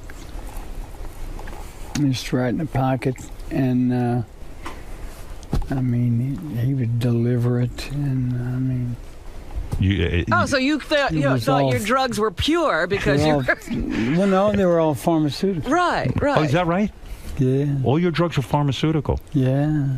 So you weren't a heroin guy. You were more like barbiturates and all that kind of stuff. No, I was a heroin guy. Dilaudid. Oh, Dilaudid. Yeah. That shit's addictive. How the hell did you get off that? Oh, man, it wasn't easy. Did you go to rehab? Went to 14 of them. Wow. But there was always this little voice back here saying, I do the dance for them. Right. When they cooled out, get off my back. I'll get Further on down, have me a cold beer or two watching the game. What the hell? Yeah. You go from that, by nightfall, you're into the vodka. You talk about drugs. One of the stories in your book is that the first time you went out with Cher, you nodded out. Like, it's amazing she gave you a second date. Because you nodded off, right, during the first date. I was a little tired. Yeah. I was going to say, was that drugs or was she boring? Come on. Yeah, maybe she was boring. No, she was not boring. Not boring. Yeah. No. And you even say in your book that sexually, you guys, when you finally had your night of passion, it was the second date. For some reason, she gave you a second date. She says, I think she even claims it was the most dynamic sex of her life. But God knows what you did to her.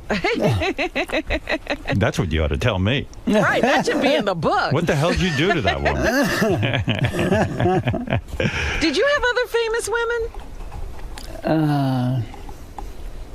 No. Yes. Don't say no. Of course you did. Don't lie about that. That's something to be proud of. All right, anyway, listen, you could go on all day with this. Greg Allman's book, My Cross to Bear, is in stores now. It's a very honest appraisal. You did it. Why'd you do it? You didn't need the money. It's just to set the record straight, right?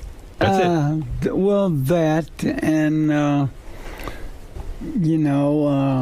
first it was just a journal because I thought, one day I'll be on my porch in my rocking chair with a blanket around me, and I might want to flip through these pages and relive it. So that's how it started. And then someone said, hey, this is good enough to be a book. Yeah. Yeah. Do you still tour a lot? Oh, yeah. Yeah. You sick of it? Do you want to sit on the chair and rock away and, just kind of have a nice, quiet life? No, it's not that time yet. Yeah, and you're not ready for that? No. You're not giving it up? Well, how much money does he have, Howard? He must be... He's worth $15 million. Oh, that's ridiculously no, that's the low. truth. Am I right or am I wrong? Give me a ballpark. Am I in the ballpark? 15 million? Because you've been ripped off a lot. You've gone through a lot of marriages, divorce, that kind of stuff. Tell me if I'm in the ballpark. You're in the ballpark. Yeah. Really? Yeah. Oh my God! Then he spread out a lot of money. One last question, and this is a tough one. Do you ever consider giving up music and going back to dental school and becoming the dentist you should have been? Now, that's a good one to leave on. Right. Greg Allman's book, My Cross to Bear, is in store now. It's an honor to have you here. Thank you, sir. Thank you Glad for I got to coming meet you. And we'll be back right after these words. You know, the dental business is a good business. Solid work. Yeah. Don't be afraid. Thank you so much for coming in. It was a real Pleasure. honor thank and a pleasure to talk to you. Yeah, it really was. All right, Yeah. sir. Can we get a picture with Yeah, sure. Yeah, Be honored. Greg, we'll do it right in front of the couch, okay? All right. Cool. Let me see if I got my... Oh, do you have your own camera? Yeah, unless you could... I'll email it. I'll And email you it. a long drink of water. Yeah, he's tall, isn't Oh, he? yeah. Robin, you want to get Boy, it? you're not messing around here. Okay, guys, right here. Greg, right here. Also, take 2 pictures. 1, 2, 3. And one more with the flash. Hold on. Everyone stand up straight, please. 1, 2, 3. Beautiful. Thank you. Well, I never thought in my life I'd get to stand next to you in a picture. I mean, all the years I spent listening to your music and sitting in a room by myself, it's a great honor to be with you. Thank Really you, is. sir. Truly is. I hope Really, you it's quite enjoyed. music. Thank you. I hope you enjoyed your stay with us. I did. Good. Can't wait to come back and maybe you have people come in and DJ. Oh, yeah, anytime you want. Absolutely. Still be sitting there though in case I... In case you screw it up. in case I run out of We'll be there for you. If we're there, you won't run out of anything. Don't worry. We got plenty to say. Yeah, we're verbose. Greg, may I talk to you for 1 sec? So you mentioned to me before the interview you didn't know much about Howard. What do you think of him now that you've sat down and had a long talk with him? Nice guy. Very nice dude. Nicer than you expected him to be? Oh, yeah. Yeah. What did you There's think a lot about of his... ghost stories around about him. What did you hear about him prior to coming in? What were your preconceived notions? It doesn't matter. Right. How does his interview style differ from all the other interviews you've done over the years? Well, he gets like more into it. Like, first of all, he does his homework, that's for sure. I mean, thoroughly. And he, I don't know, I was expecting all these questions that I say, I mean, I can't answer that. So he's a lot more laid back and conversational than you as previously thought he would be. Lots more. Cool. It seems a nice But bond. then, like he says, we're not we're not kids anymore, you know. Sort of you got into a more laid back situation, laid back vibe. Yeah, it's all gotten a lot more sophisticated. Cool. Well, hope to see you again, and good luck with your book. All right, thank you.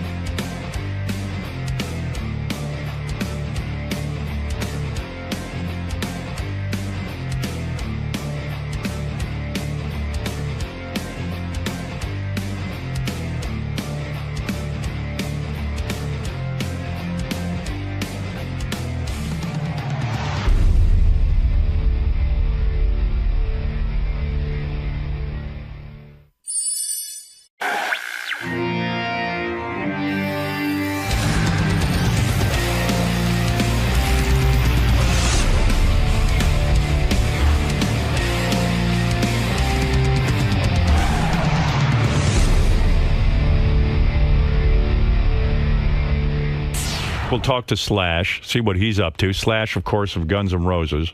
I'm always fascinated by that whole situation.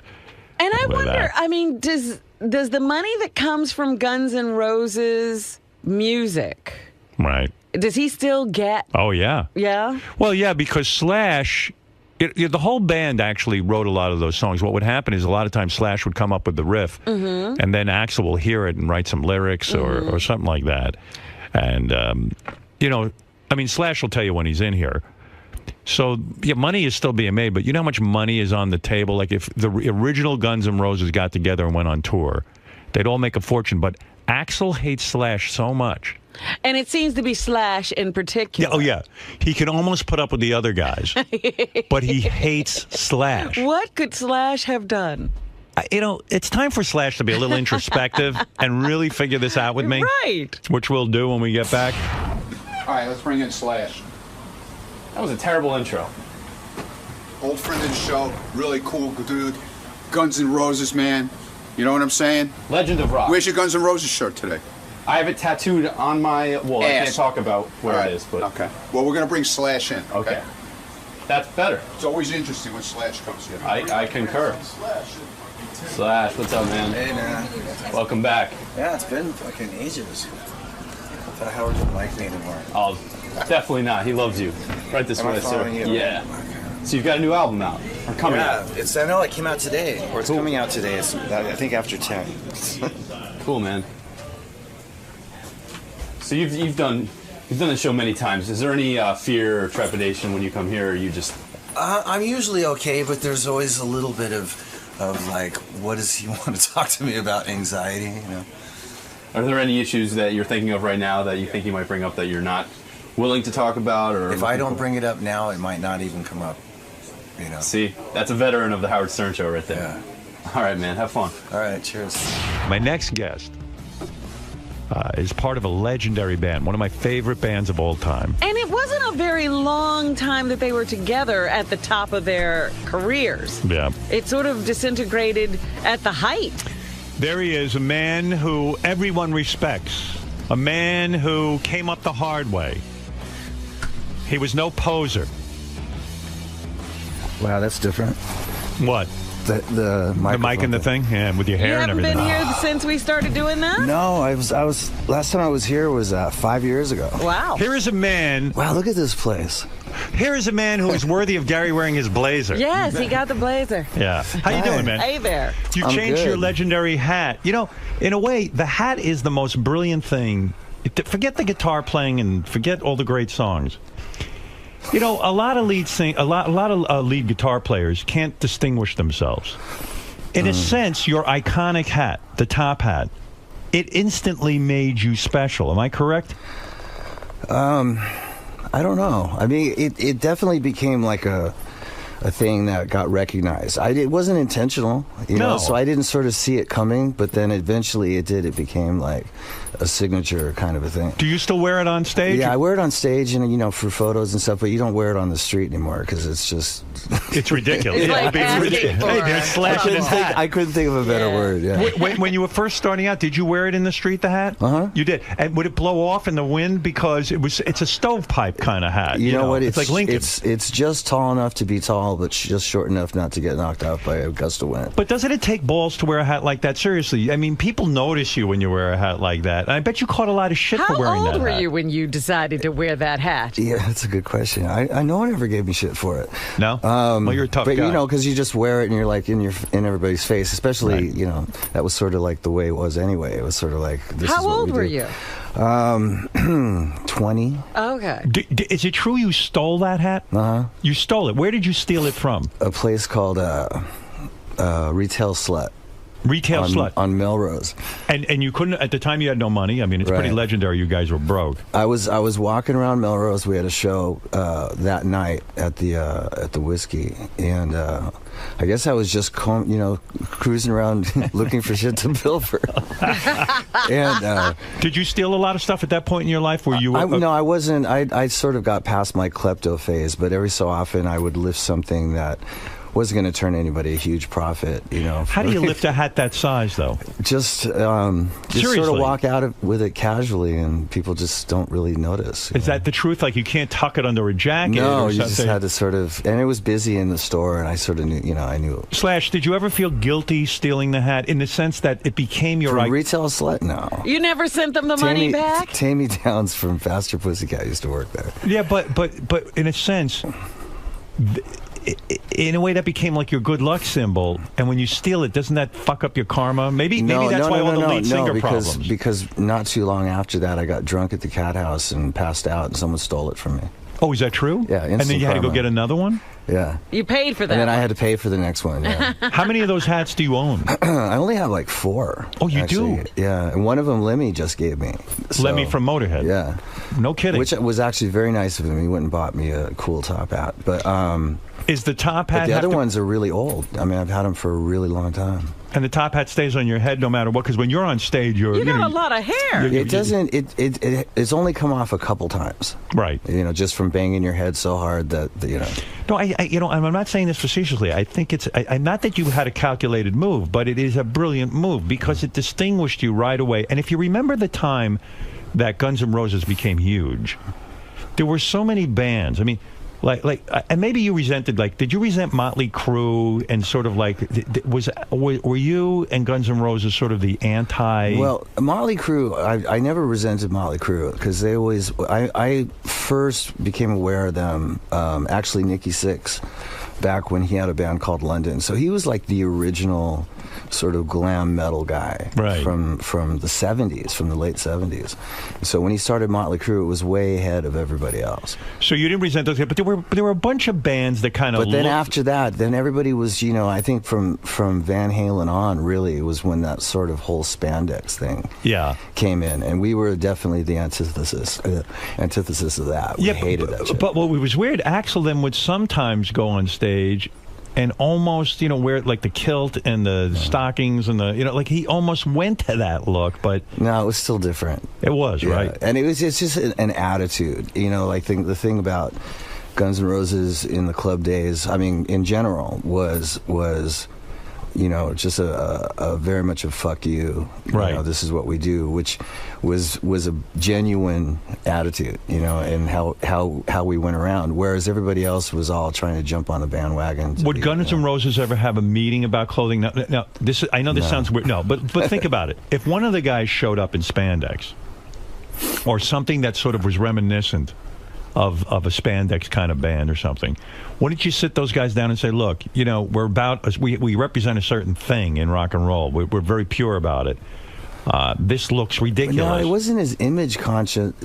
We just sort of, everybody had their own sort of thing. And I mean, the way the band sort of fell together, it was like we were the only 5 guys at that time that really could make up that band. There was a lot of different incarnations of what ended up being Guns N' Roses in the first place. Are you missing the original Guns N' Roses? Was I in the original? Are you missing the original Guns? Are you missing those days? I don't miss it. Well, it's been a really long time. It is, but yet it seems like so. It's one of those kind of things where when it's at its coolest was really sort of before the 90s. Right. And that's something that you don't miss something like that. That's like, you do something really cool and you can't really recreate it, and you don't want to, I don't know, I don't dwell in the past. But don't you think you could have made, where the music, when we were talking about how, bands, they create a sound and they create a kind of song. Yeah, I'll give you an example. And when they break up, nobody can really create what they did again. Yeah, Slash. You have that stuff that was recorded, which is cool. Yeah, but Slash, and what Robin's referring to is, just give me a second here to give you the theory, the way we see it, the way the Stern Show sees it. I was watching Mick Jagger on Saturday Night Live. I don't know if you watched it at all. Okay, I love Mick Jagger. I love the Stones. And he performed with the Foo Fighters, and he performed with Arcade Fire, and he performed even with Jeff Beck, which Jeff Beck's an incredible guitarist. True? Oh, Jeff's my favorite guitar. Yeah, I think he maybe is certainly one of mine. Yeah. And, as good as those moments were, and it was fun, it felt like the old Saturday Night Live when there was something exciting happening. When he's not standing there with the Stones, it's just not the same. And I can't put my finger on why. I can't tell you exactly. I mean, all the musicians in the Foo Fighters are fabulous musicians. It just wasn't the Stones, And it's the same thing with Guns N' Roses. Forget the money that's on the table. If Axl could get his shit together and get back with you, I mean, I can't even imagine. It would never happen. What? I know I've asked you this 100 years ago, but I don't understand what's going on. Like, he hates you. Axl hates you. Well, he I mean, that's pretty obvious, but why? Do you have any? Have you ever seen a shrink about that? Have you ever said, I got to do some introspection here? What did I do to set this guy off? I know exactly what it was. What was it? I mean, I didn't. You know, Axl had a plan to sort of take over the whole sort of Guns N' Roses thing, and we gave up the name and all that kind of stuff, and no one really gave a shit. Right. You know, because the premise was if it breaks up, then I want to keep the name. If it breaks up, no one cares. You know? Right. And then when he started to put together his own Guns N' Roses, and it was a contract, and I was like, and that was it. And so it's been, and also because when I first, I mean, I'm just spitballing, but when I first joined Velvet Revolver, and I hadn't been asked really too much about the sort of Guns N' Roses stuff, and it brought up a very bitter, you know, so next thing you know, there was this whole sort of press run where I really sort of denounced Axl and that whole thing, and I'm sure that had some stuff to do with it. But what, you know, the thing is I don't dwell on all that stuff. I mean, I'm not real fond of it either. You're not fond of him either, but right? I don't want to take that route. I don't have time to be worrying about it, and it's not really, outside of dealing with media stuff, it's not really a concern. You know? I guess people don't understand it because, you know, from my point of view, I look at a band, and a band that's successful is like $1 billion to one shot. Let's face it. You've heard great bands that never made it. For me, like I saw this video of us that I'd never seen before from 1987. Right. And there's no full-length concert or club shows or anything on video that I know of, that I've seen. And that was that moment. It's almost so cool because it's the fact that it lasted as long as it did surprises It's a miracle. me. Yeah. And so I love it for that. But there was a time you guys were tight and that you really loved each other. When you first started losing band members, that's when it started to go on sort of, and that's when I started to realize that chemistry between the original 5 guys is what made it work. And what made it work to me is that it was the songwriting process. What was that? Didn't you write most of the music? Well, no. I mean, I wrote a lot of, like I came in with a lot of really cool sort of riff stuff that you'd be real familiar with. But as a songwriting team, we really did it together. I mean, the whole band. Yeah, we'd sit in a room. I mean, those songs really, I mean, from a musical point of view, I don't want to speak on a lyrical point of view, but from a musical point of view, they almost wrote themselves. Like a song would take maybe, you know, some hours to finish from top to bottom. Amazing, right? You know, so it was just that kind of, it was... But Axl would come up with the lyric? Mm-hmm. And so unless Izzy did. Sometimes Izzy came up with lyrics, too. And you would sit there maybe, like the way I heard it went in your band is that you'd be sitting there and go, and then all of a sudden, then Axl would walk in and go, hey, man, I could sing to that. Well, there's no sort of set pattern. I mean, songs really came out of whatever was going on at that time. So there's no rule as to how the songs were written. But sometimes there'd be a riff and it would inspire the other guy and we'd start jamming on it, and then Axl would hear it, and you know, we're talking about like the old stuff. And then you know, as we got into like the User Illusions records, then there was a whole then it was a whole different dynamic. Right, you guys were famous by then and wealthy, fucked up and famous, and on drugs, and so fucked up that the whole process changed. It was just hard to get it together to get in the studio to do that, but we finally did. And it was actually a pretty amazing accomplishment. You know, I think it's amazing because you guys couldn't get on stage on time. That was a whole other fucking deal. Yeah. That wasn't you. That was Axl, clearly, because he's still pulling that stuff. That was a really hard one for me to deal with. I think more than anything because there's that you get very anxious to get going before it's even time to get on there. An extra 3 hours. Yeah, I mean, what after was that? And you're like, dude, I can't tell you. And don't you lose a lot of money that way? Yeah, it's expensive. You got to pay over. You pay the union dues. Yeah. Oh my God, they have a hard out, and you better be out of there. And you guys wouldn't go on till 11 o'clock at night for an 8 o'clock show. Right. Well, or even later. So. Could you ever sit down with Axl and say, hey, you know, look, we're bros. You know, we work together. Why are you showing up so late? What's going on? Yeah, I mean, and if you did that, you probably were the enemy. Yeah, a lot of stuff was attempted to try and reel that in. Were you the chosen guy that always had to speak up and yell at Axl and say, "Listen, you're not on time"? It wasn't, you know. I mean, I had moments I think where it came up, but I mean, at that point we were so disconnected. Like, you know, Axl had his dressing room, and the rest of us would just be polishing off vodka in the other dressing room. That's a waiting death to go on. sentence when the lead singer becomes his own, like it's his own dressing room, right? That's the death sentence to a band. It would make a great movie. And in a sense, with Velvet Revolver, and I still say for Stealing the Hat, this is your curse. Every lead singer you get gets more fucked up than the next one. Like, that's just going to be your lot in life. No, I'm actually working with a guy right now who's amazing. He's the complete polar opposite. Who is that? So I think that's sort of been my blessing. His name's Miles Kennedy. I'd heard about him before Scott, right? Scott Weiland. Yeah. His name came up during the singer auditions for Velvet Revolver. And I mean, that's the first time I heard his name. I wasn't familiar with him. I didn't know how much, how well he sang or anything. Right. And but he never showed up. We sent him some music. He was, Great. he was Like, interested. what is with these singers? He was interested, but then he never called back. And then Scott came into it, and we did the whole run with Scott. And then when we parted ways with Scott, Miles' name came up again, and this was like in 2008. And where has Miles been? What band is he He's with? in a band called Alter Bridge now. Okay. And so when I was doing my last record, which had all these different singers on it, at the tail end of making the record, I had these 2 songs left over that I'd never been able to figure out who should sing them. Right. And so, at the end of the record, here are those 2 songs still staring me in the face. And Miles had been called in at that point to sing for the ill-fated Led Zeppelin. Well, it never happened, Led Zeppelin tour. So who's this guy? He's got to be good. I've been hearing about him for years. You mean Jimmy Page was considering making him? They flew him out to London. Zeppelin. Yeah. Because Robert Plant's being a pain in the fucking ass. Exactly. So and I like Robert. I'm not going to go there for whatever reason.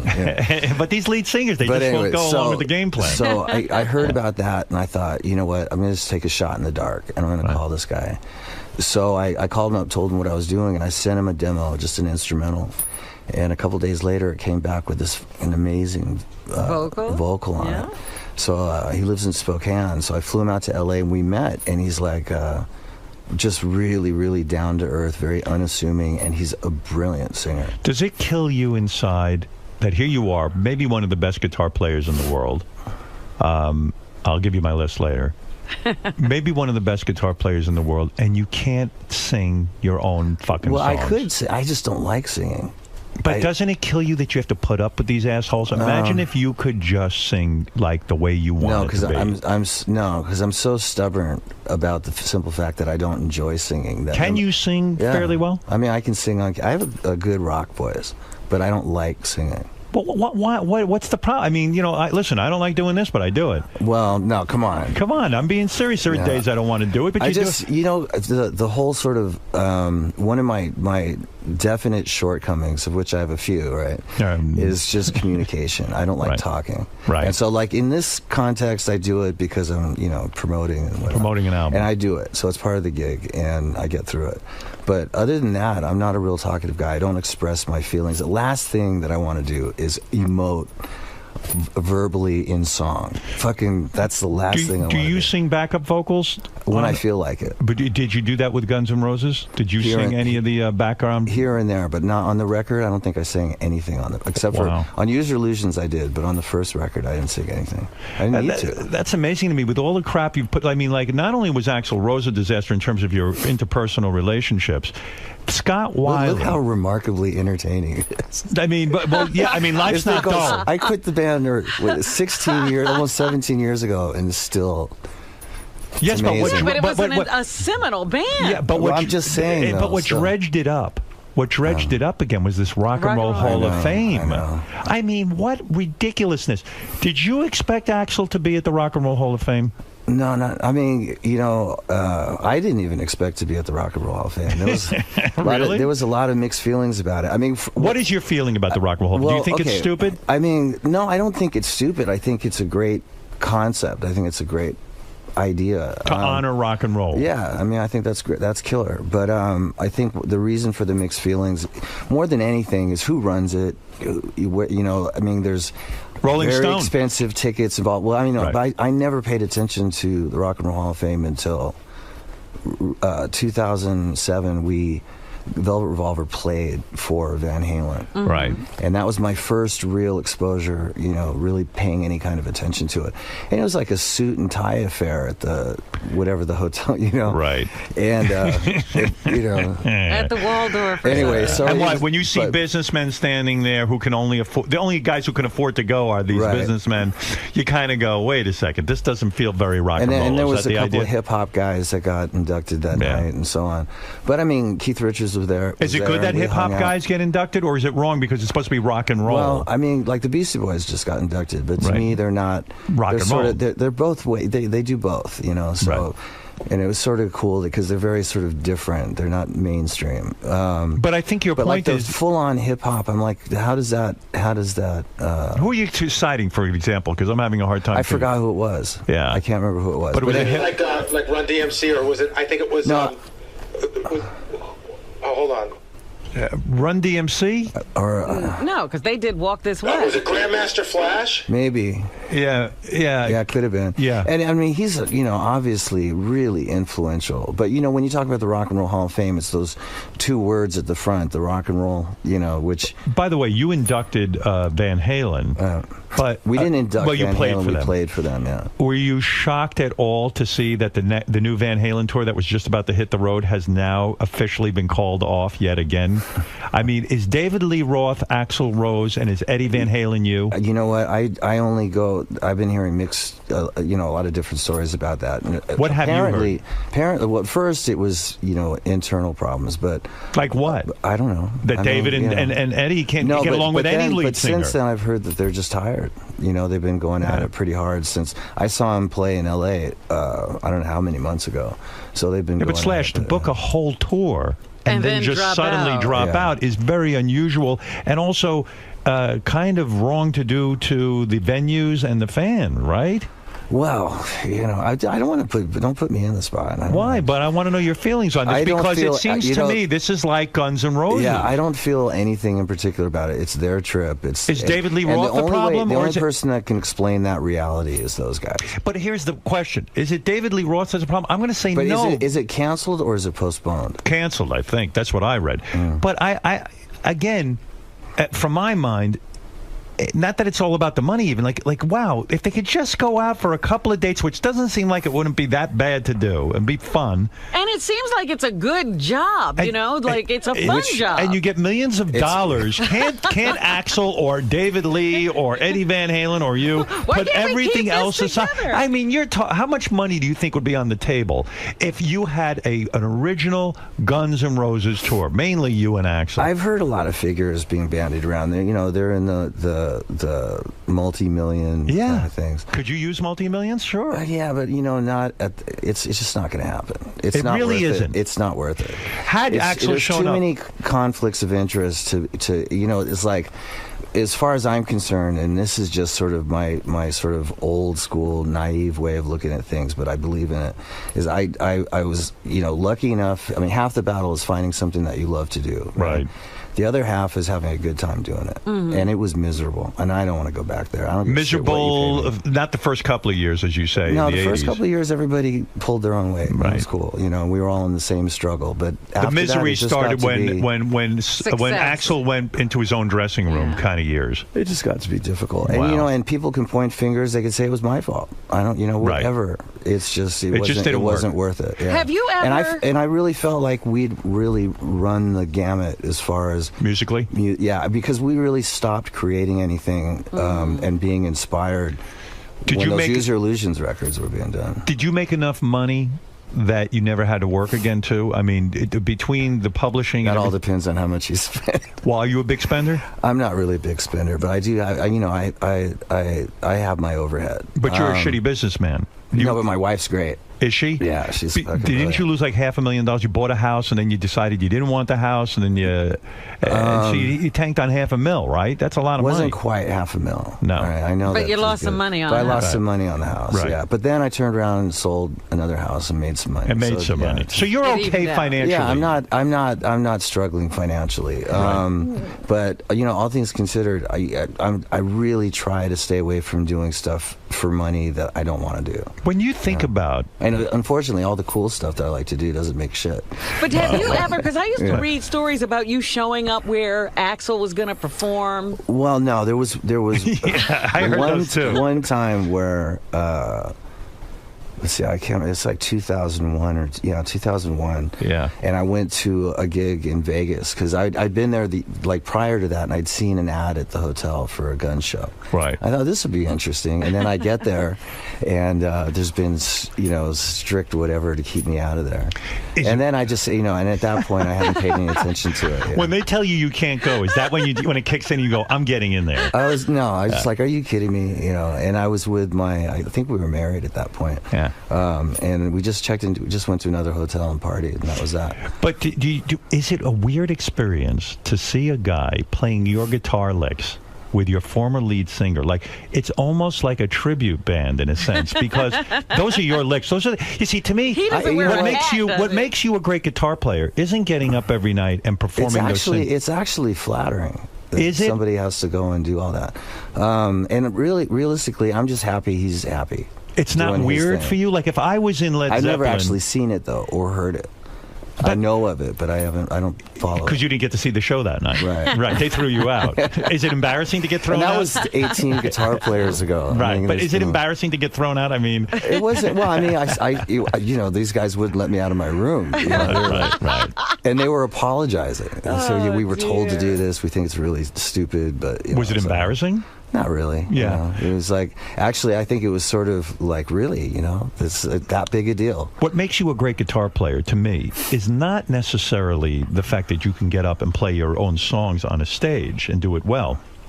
The fact that you created those licks, that you created that sound, that you created on a record somewhere, that's what makes you the great guitar player, not going out and, having some guy sit there and play the same exact thing that you do and make it sound that way. That's what he's missing the point. He can hire 50,000 guys who can all recreate what you did, but they can't create the original stuff that goes on in the studio. That's the fucking shame of all of this.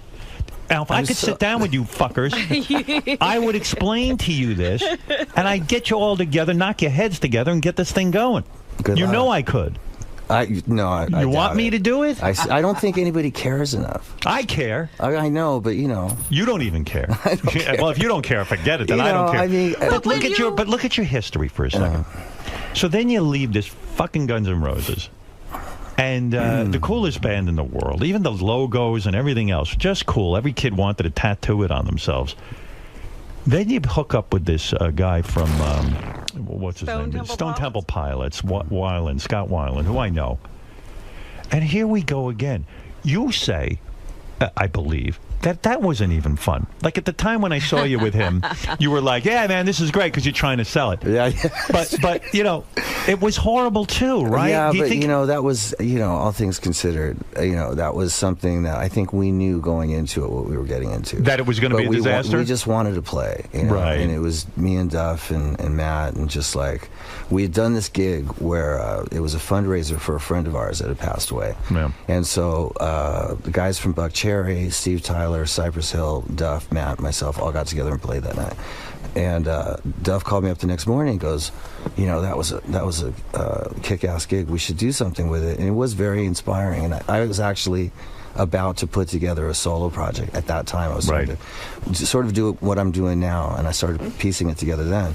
And so I got sidetracked with Duff, and we went and started putting this thing together, and we were auditioning I'd say or at least listening to about 200 singers a week for about 10 months. It's like America's Got Talent. And then, man, it was miserable. And what do you do? When you audition a singer, they come up in front of you, they play a little bit with you, they sing, and then you have to turn to them and go, okay, next? Yeah. More or less. It's a little bit more personal than that. It's like, it's just the guys in the band in a funky rehearsal room. Right. And the guy comes in and you say, hey, and try to make people feel as comfortable as possible. Do you know right away if a guy's working or not? Sometimes you can tell right the second they walk in. Like It's 30 not gonna seconds work. in. Yeah. Even his attitude. But maybe. then and then sometimes you go through a few songs and you work at it trying to see exactly what's missing or. Do you call those guys afterwards and say, "Look, hey, we thank you for doing this," but something like that? Yeah, I can't it's remember weird. exactly It's got to be a weird scene. The process is, but anyway. Yeah. So then the idea of Scott came up. And I was the only guy in the band that didn't know Scott. Yeah. I didn't really know much about his history. I'd heard some crazy stories about STP. But, Duff and I were like fresh out of detox, right? Oh, God. And we thought we can fix this guy. Yeah. But you know what happened You've was, got with all fairness to Scott, he was a mess when we got going. But we wrote a couple good songs, and but you don't like him personally. No, I like him better not in a band with him than I do in a band with him. Right. What went wrong? Did you see a lot of Axl-isms Well, in I mean, him? there was a lot of diva shit? Uncontrollable diva stuff. Like the separate dressing room again. Yeah, I mean, just like with serious rock star stuff that I was just like. What is serious rock star stuff? Give me an example. That's just when your sense of entitlement is just to Off the the point wall. of being so inconsiderate to the people around you that. Does it go from? You can't work in a group situation. You've got a crew. You've got management. You've got the guys in the band. You've got all these people all sort of working together as a team. And you got this one guy that has decided he's going to dictate to everybody what's going to happen, then not even show up. Right. And so the behaviors Wow. become everything from where's my green tea with the and why's my honey not I can't here? find my shoes in my hotel room. I can't, Right, literally, they All right, become I'm gonna- like infants. I'm going to get some coffee. I'm going to wander down the street, and then you can't find him, and it's 5 minutes to showtime. Just like, it's classic stuff. But anyway. And does he ever apologize and say, "Gee, no, I'm sorry"? I mean, guys"? actually, what happens is it's a chemical thing or something where they just don't realize they're doing anything wrong, and that's when it's. Where does that actually- entitlement come from? Does it come from a mother who never said I no? think it's just fucking extreme narcissism. It is. It's like no But empathy do for the anyone. drugs create that? Do you Drugs think? help. Yeah. Yeah. Well, they're going to intensify those Drugs and feelings. booze, and egos and all that stuff. We all have them. I mean, it's not like I'm fucking innocent of all this shit. But there's an extreme that you can go to where it just makes everything a miserable process. That diva stuff I don't get because I would be embarrassed. You know what I mean? I mean, it doesn't matter what you do as long as you show up and you perform. And you perform and you sort of treat the people around you with enough respect so that they can. How do you end that whole situation, though? How do you end Velvet Revolver? Like, do you just call up Scott and go, "Look, man, we can't deal with this anymore"? I think we canceled Australia for the second time. Yeah, that kind of gives. Have you seen him since? Yeah. And at that moment, and it was to go to rehab, one of many stints at rehab. Yeah. And Does it was rehab right not after work? a show. Just depends. It's like anything else. It depends on how committed you are when you go in. Rehab worked for you, right? Yeah, it worked for me, but it took me a long. I refused to go to rehab until I finally decided I wanted to get clean. And I needed a place to go where nobody was going to bug me, so I could just get my shit together. You stopped smoking cigarettes too, right? Yeah. But that's probably more. Was that what's more difficult to get off, heroin or cigarettes? Cigarettes is an ongoing thing that never goes away. Oh yeah. And I have nicotine supplements, so I'm not. Oh, you do. But you have. When's the last time you physically smoked a cigarette? It's been more than 3 years. Wow, good for you. Yeah. So Yeah. I still have my moments, like certain things trigger it, and you're like, "Ooh, that looks good." Yeah, but that's a tough one to break. Yeah, it's hard. It is harder than heroin, right? I mean, it's not physically as stressful as heroin is, or alcohol, which is the worst one as far as I'm concerned. Because coming off alcohol, you get the DTs. Is that the tough part? Yeah. And you just rather take a drink than experience That's that. why I used to drink 24/7 because I learned way early on if you get up in the morning with a hangover, you can just drink it away, and did that for 25 years. Did you ever get to the root of why you drank? Did you ever sort of get into rehab and really do that hard work and say, man, there's something going on here with me? Yeah, but it's a long conversation. But a lot of it, it was all fun and games for the longest time. But it wasn't until I'd say in the 90s when it became a necessity, and it became that crutch to sort of get you through, which is one of the reasons why I don't ever want to go back into that situation, because it was literally like the peacekeeper, the thing that pacified you to get through those 3 years of touring with the last Guns thing. Do you think if it wasn't for guitar playing, you would have just ended up an angry guy, maybe even just a criminal or something like that? No, I'd be doing something artistic. Yeah. That was what always else the main artistic thing. do you do? He, I draw. Oh, you or I draw or draw. paint or whatever. Yeah. So, Probably paints nude chicks. right. You know, you miss all this. You're still married, right? You got back with your wife. Yeah. You guys have We some never fuck- actually. Everyone in your life, you've had fucking incredible problems. There's no peace for you. Well, your lead singers, your wife. Yeah. Isn't this like the second time you married her? Well, no, we had our 10-year anniversary, so we renewed our vows for our 10-year anniversary. But we only had one stressful time, and that was really something that was more or less caused by somebody internally that fucking did the divide and conquer thing on us. What do you mean? Who could and do she that? was in one side of the world, and I was on the other, and started up. Did all what they this said shit. you were cheating and stuff? All that stuff. They yeah. told her all And this shit. It told me. Were you cheating? Was I? No. No. No. And I you think- thought she was cheating? More or less, yeah. Oh. And they were really fueling it too. Wow. And telling me Was all she this crap. cheating? No. She wasn't. No. Who would want to do that to a marriage? Who would want to do that? Yeah, let's not get into all that one. But anyway, so what do we you mean? You managed know to, who the guy was that was feeding you all this shit? It was, yeah. It What was the somebody- motive? It was, I think. Well, you know, I don't want to get into it because it's too complex to. What the jealousy? What the fuck? Let's talk about Guns N' Roses. man. What a life! I'd rather talk about that. Has life been difficult for you? Or? No, man. I've had my moments. You know, we were talking about Velvet Revolver, and there was, you know, with all due credit to Scott, there was a period in there where we all fell off the wagon, like in 2005. Oh, jeez, that And must have been pretty. that's when I finally, yeah. Yeah, you know what though? Hanging out with Scott, how can you not? Who could blame you? We were a hot mess. And, How long did you fall off the wagon for? You know what? It was pretty much that from. It was a gradual thing. It started with A beer? No, it started with a bottle of Jack Daniels when we finished mixing or mastering the first record. And I was over at Sterling Sound, and I saw a bottle of Jack. And I've been clean for about 2 years. Right. And I saw this bottle of Jack. And it just seemed like the perfect reward. So that was that controlled thing. Did you say to yourself, like, hey, I could drink a bottle of Jack Daniels and then never touch it again? Was it that kind of I don't internal? think. I just figured. You know, I don't think I put a lot of thought into it. Yeah. But I'm sure. Were you disgusted with subconsciously- yourself the next day? No. No, I not at thought all. I can control this. You know? Right. Yeah, it looks Because like it's okay. I wasn't. I'd never been to rehab at that point. I Right. hadn't done any meetings. I didn't know anything about all that stuff. And I had a great time. But then when a lot of friction started with Velvet, then it became just very chaotic. How much alcohol would you need to get drunk? Like, would you need... I didn't even get drunk anymore. I mean, it was just sort of like a... Maintaining. Yikes. Yeah, you sort of have like that. Like, you'd get up in the morning and have a drink? Oh, yeah, drinking a cigarette. Sometimes shit. I have the cocktail left over from the night before. And just finish. And that was really normal. I mean, that is crazy. Right? Do you see how crazy that is now, or do you still think it's normal? It does, you know, I mean, I look back on it and go, that's, I mean, even Ronnie Wood, who I used to go crap, he goes, dude. Hey, dude, you're out of control. And this guy's in the I've stone. been with Keith Richards. You're out of control. Right, I mean, So wow. it took somebody else to point it out to you. But God only knows what was in your head. It's something from childhood, right?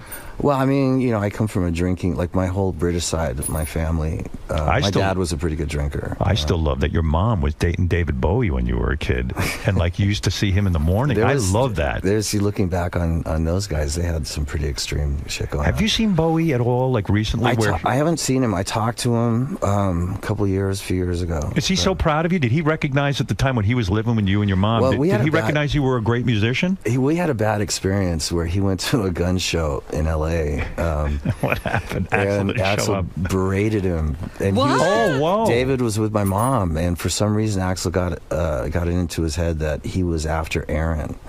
And so from the stage, Aaron, his girlfriend? His girlfriend back then. And Axl was so delusional, he thought Bowie so wanted then her. he tripped, and so I think David just went.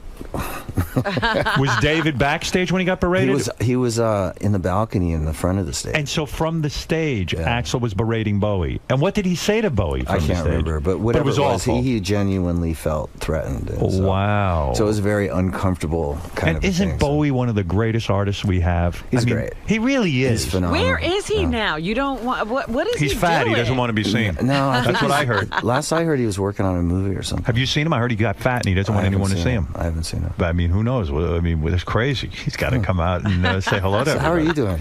I'm doing all right, man. Yep. Hey, I'm a judge now on I know America's that. Got Talent. Actually, last night I was in my room and I was flipping channels, and I saw these guys with these sticks.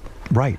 Nailing themselves in the balls, and Do you believe how great and then that I saw is? you, and you looked like you were having a good time. Oh, my Sharon God. looked completely beside herself. Yeah, right. And I saw this thing, and I was like, and they're jumping off of one of the shoulders or something onto a board. And yeah. the dude wears no cup. Did What you was think that all But about? did you think that was the funniest thing you ever saw? No, it was very unsettling. I only Was watched it? about 45 seconds of it. I had to change the channel. I have the whole like I was talking to George about that earlier. I said I thought that was the greatest thing ever. It was funny, like You don't Jackass. get into all that Jackass stuff?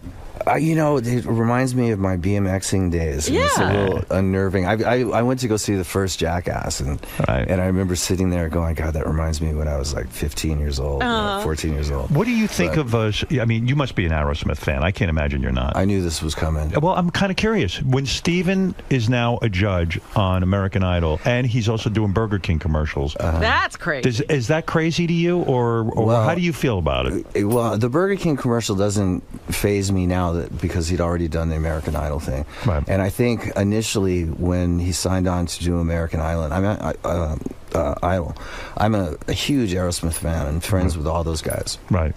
And it was sort of like, you know, putting the band aside to do this own personal feed of whatever it was. Right. And so I was very sort of anti that whole thing, and then I realized, you know, it's whatever he's got to do what, you know, whatever makes him happy. But did it remind you of Axl again? Because here's the lead singer putting his needs ahead of the band's needs. I think that was the general feeling at the time at first, but then as someone in a band, you don't understand that. You should put the band's needs in front of your see, own. that's the thing, is you get into that kind of headspace where, you know, you're looking at what he's doing, and but you know, in talking to Joe about it, I know there was some tension for a minute, but they worked it out, and you can't worry about what other people. Has it been good for Aerosmith in a way? They say their record sales went up, and then new audience. I'm sure that it works, and but a you know, they've got a credibility new is album lost. coming out. I think the most important thing, as long as you're producing new material. Right. It doesn't matter if you want to go fuck around doing this, and as long as you're working something.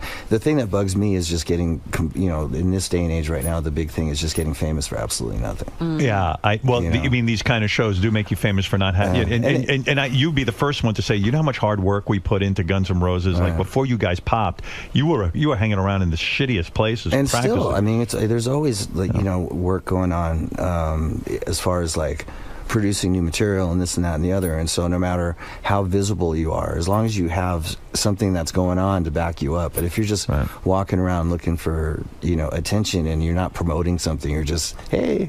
Well, Have you done any of those shows? I did American Idol I did you did a duet with a mentor thing. Uh-huh. And Adam Lambert. It was the only time that I ever watched American Idol. Somebody called me up and said, you got to check out this singer. He's really good. He is good. And I went and I watched him for a couple nights, and he was phenomenal. So I had a friend, somebody I work with, that his wife works down at CBS, and so I went down there to go see, you know, him in person, and they said, you got to come on the show and do it. And I was like, no, I can't do it. Right. It's the Antichrist, you know? Yeah, right. And they talked me into it, and I would, and at that time I was in the studio working an album, so I didn't even have anything coming out, you know. Were you happy you did it? It was okay. I mean, it was an Do you worry that experience. Axl's sitting somewhere going, look at him, he's on American Idol? Do you ever think, like, what does Axl think? No, if I was to be concerned with that, you know, it would drive me crazy. You do nothing. But they said you can do it however you want to do it, and we'll facilitate it for you. So we did it at the Roxy. Right. And they had to get on stage and sort of do it in this club kind of vibe. But Adam was singing, so it was cool. Right. But it was not something, you know, it was an interesting experience. It's not something I'd want to create as my day job. Yeah. And you know, in a strange way, when I think about it, you're in such a unique position because you're such a great guitar player. You always need to go find that singer. And I remember you were saying at one point when you were doing a solo thing, you were thinking of putting Michael Jackson as a singer on your record? Well, when I was doing that last record with all the different people on it, the thought crossed my mind it'd be cool to have Michael cross over and do like a really hard rock song, but I never pursued it. You know why you never pursued it? It had to be I had a meeting with him once. It was the strangest thing ever. And maybe musician to musician, you have that sort of secret language. I worked with him. Yeah, you did. No, yeah, I know, so. but how weird is it when you work with this guy? Because he was out there. Let's be honest. Well, musician to musician, it was there was really a lot of chemistry, and there was a definite meeting of the minds there. Right. And so that was our relationship. But when you sit down and you start to have a real conversation, there isn't any, right? I mean, he comes from a different place. Yeah, I was going to say, what are you going to talk to Michael But about? he's a good guy, but you got to But you probably never approached him about singing on your record because it's so much of a fucking hassle to talk to the guy. You know, it's just, it probably seemed like a little bit of an overwhelming kind of process to get that going. And then he passed away, you know, like not maybe 3 weeks after I had the thought. You weren't surprised about that, and I was still were you? in the studio, you know. Yeah. I was actually a little surprised. I mean, I think I was hip to a lot of his issues prior to that, but I wasn't. I mean, wait, that's the designer drug of the decade. I was going to say, I mean, would you have ever? Can you imagine you never calling did a doctor? I mean, I was keep him on the surprised staff? when what's her face was getting methadone at her apartment. Who's that? What was her name? What the hell is that? We were actually friends with her for a while. I just can't. I'm drawing a blank right now. What does she do? You know the blonde who had her own reality show that was sort of like the Anna Nicole. Anna Nicole. Yeah, She was getting it was crazy. big things of I was like, were you friends with her for a while? Yeah. Did you ever do her? No. Big things of methadone.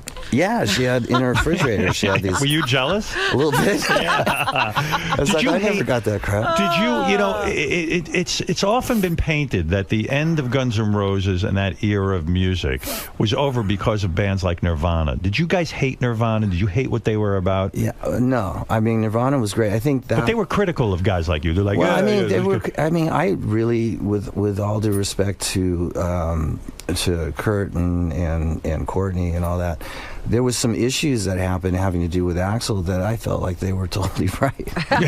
They were like, I mean, you know, it's like, you know, it's one thing to be, you know, recognized and famous and stuff. But it's a whole different trip. You sort of take your own chances when you start acting like that. You know? Right. But anyway, and there was some issues, but I always thought that the 90s was one of the early 90s was a really healthy sort of page for rock and roll. Even though it meant the end of it didn't mean shit. It meant the end of a certain kind of rock and roll. It did. Well, it ended that. I mean, it was sort of that transition from hair bands and so on, which actually started ending after Guns made it anyway. It started to sort of dissipate.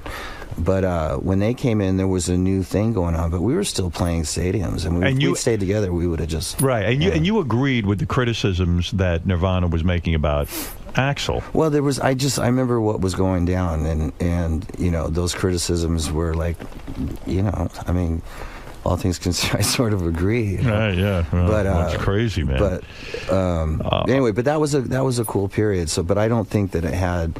You know, there was all that talk about like, well, grunge ended the whatever. And like for us, it had nothing to do with that. Right. So grunge wasn't the arch enemy. No. Yeah. Do you agree? Someone said that you're maybe the second great. I mean, lists or whatever you want to make of them, but you're like the second greatest guitar player in the world ever. You don't think that's true? Are those hands licensed or insured? Do you worry about your hands? Seriously? I mean, like, would you get into a fist fight with a guy and punch him out? Well, you know, I box and stuff. Yeah. And I realize that. That's a lot of stress on my wrist. It's stupid. 'Cause I can feel it later. I mean, yeah. But you know, I'm not overly what you call paranoid or anything. I don't like to leave my arm out the window when I'm driving. Right. Do you play every day? Do you still sort of practice? Yeah. You do, because you love it. Yeah. Wow. What does that mean? Like, do you sit down and try to create new music, or do you play? What do you play? Right. What's a practice I'm on the road session? right now. Yeah. And we got an album coming out today. Right. So I should mention that I'm doing it for you.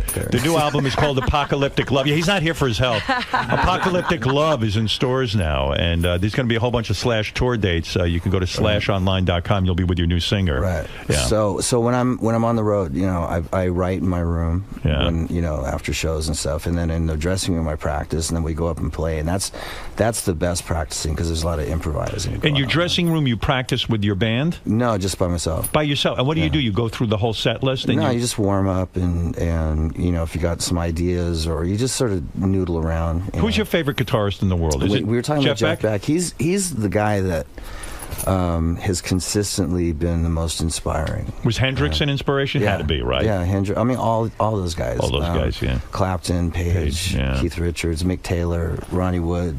Yeah. You know, I mean, I could go on for days, guitar player. And that's why I'll never go, oh, I agree with being in any kind of top 10, top 20, top 50 list of guitar players. That's very flattering, but it's also, you know, really embarrassing. Hey, today's Rock Day. You know who's coming in next? Greg Allman's coming in. That's what I heard. Yeah, I'm really excited about Greg? talking to him. You know him at all? You know what? I think we met once, but I don't know him. We used to go out with the same girl. Is that right? No shit. You know him through a girl. I bet you Greg got more pussy than you did.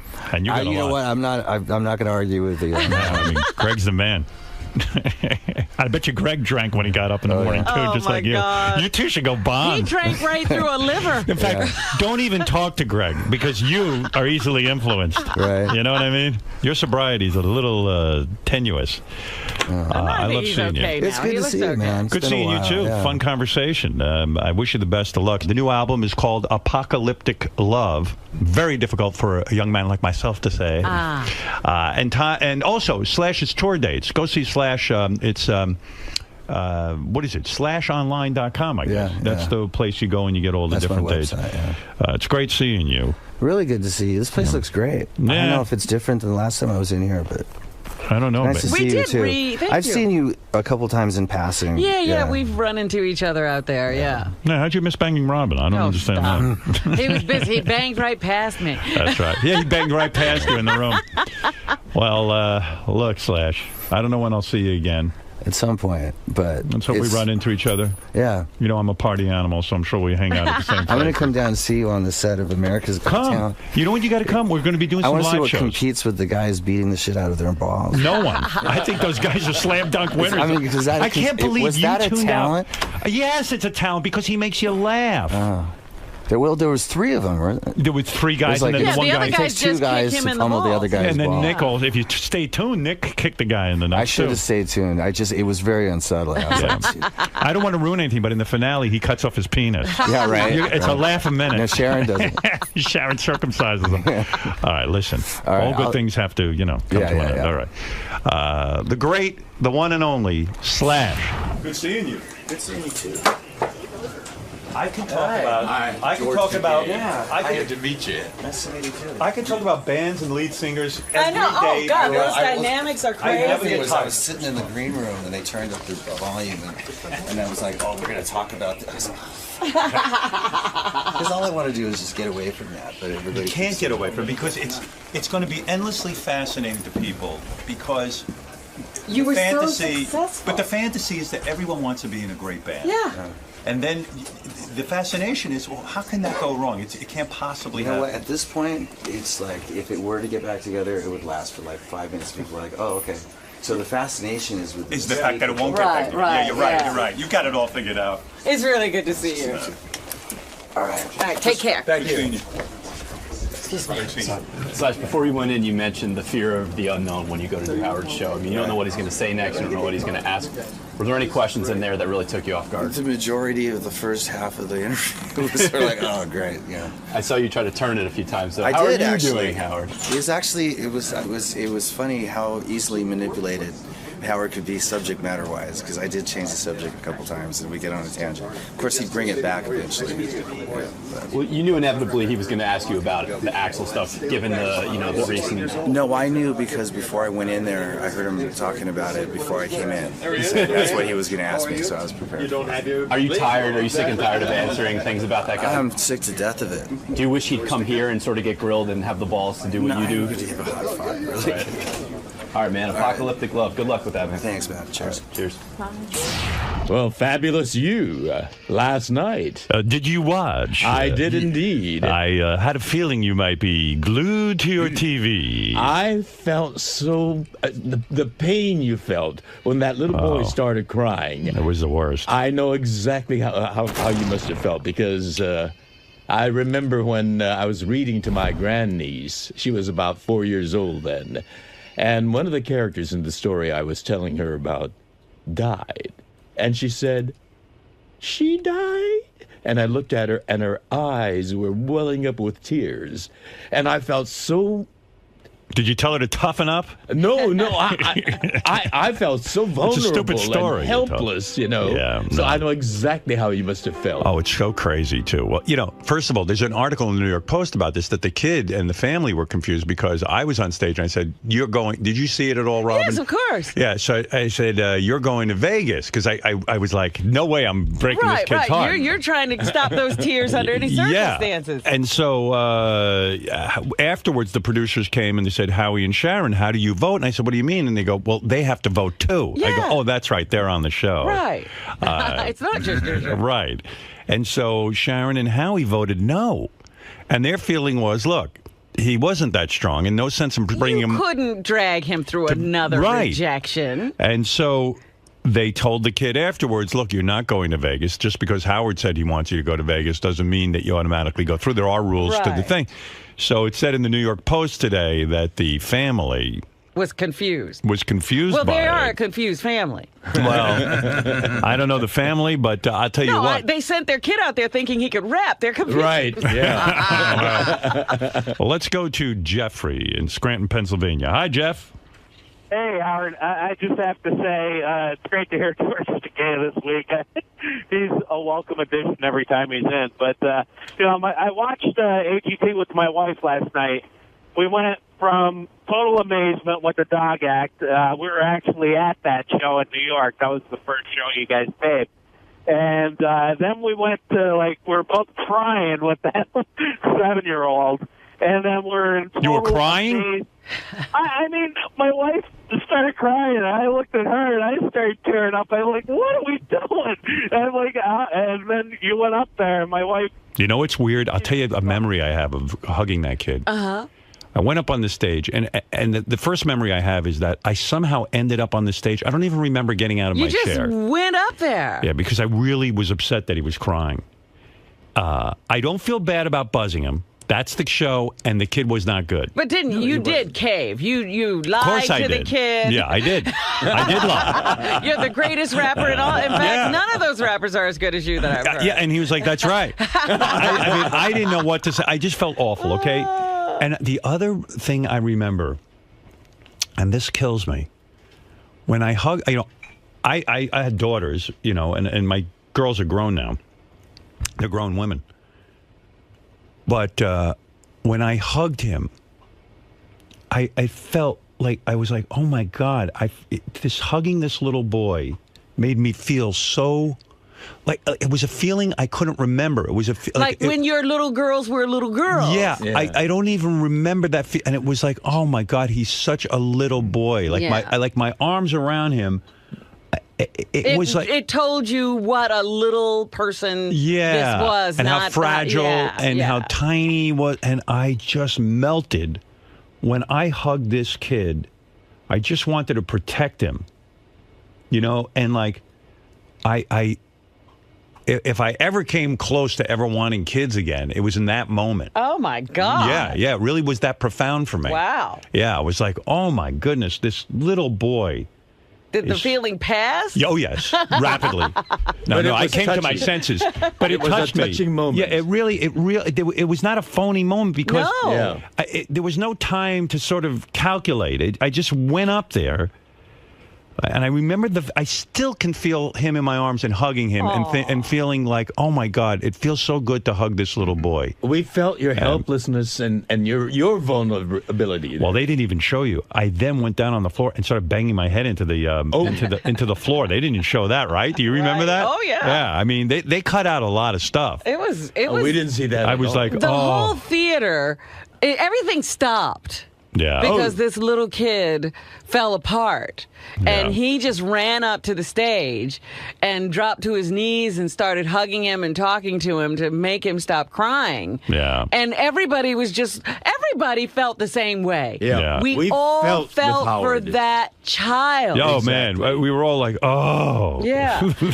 10 minutes before that, he had buzzed some girl up on stage, and she was like a teenager. Yeah. And I was like, oh, that was great. Now I want to see him do a little kid. Yeah. And the next act out was Mere Money. And then I was did like, it. oh, I never want to see that again. By the way, Sharon buzzed the kid, too. Yeah, Yeah, but you know Howie, what? you The were only the first mistake one. you made was buzzing so quickly. Well, wait a second. It was I very- didn't buzz that quickly. Well, I guess I think it was condensed. a You were the little. first one. And Howie actually pointed it out. Yeah. Howie was the one who said, what did Howard do? Let's be clear. Howie got him crying. That's right. I didn't. I was going to dwell on hitting the buzzer on Howie. Was like, do you know what that man just did? And that's when the kid started crying. But the edit, was a little made you look cruel. Yeah. It was pretty funny, too, Right. because the boy hadn't been prepared at all to be there. Yeah. And so when Howie said, what did that man do? He goes, he hit an alarm. Yeah. There's a lot more to that show than you know. How long did he go on before you buzzed him? It was longer than what it appeared last night. It was terminally. I mean, it the seemed very whole quick. audience, the kid could not rap. No, he No. couldn't. That was very clear Look, immediately. I had to do it. Yeah, I'm not. I you're said right. I'm not going to sit there and play games. The kid went on for a good minute going Mere Money. Yeah. Mere money. Yeah, mere money. We saw enough to Right. agree with Howard. But he was a sweet little boy.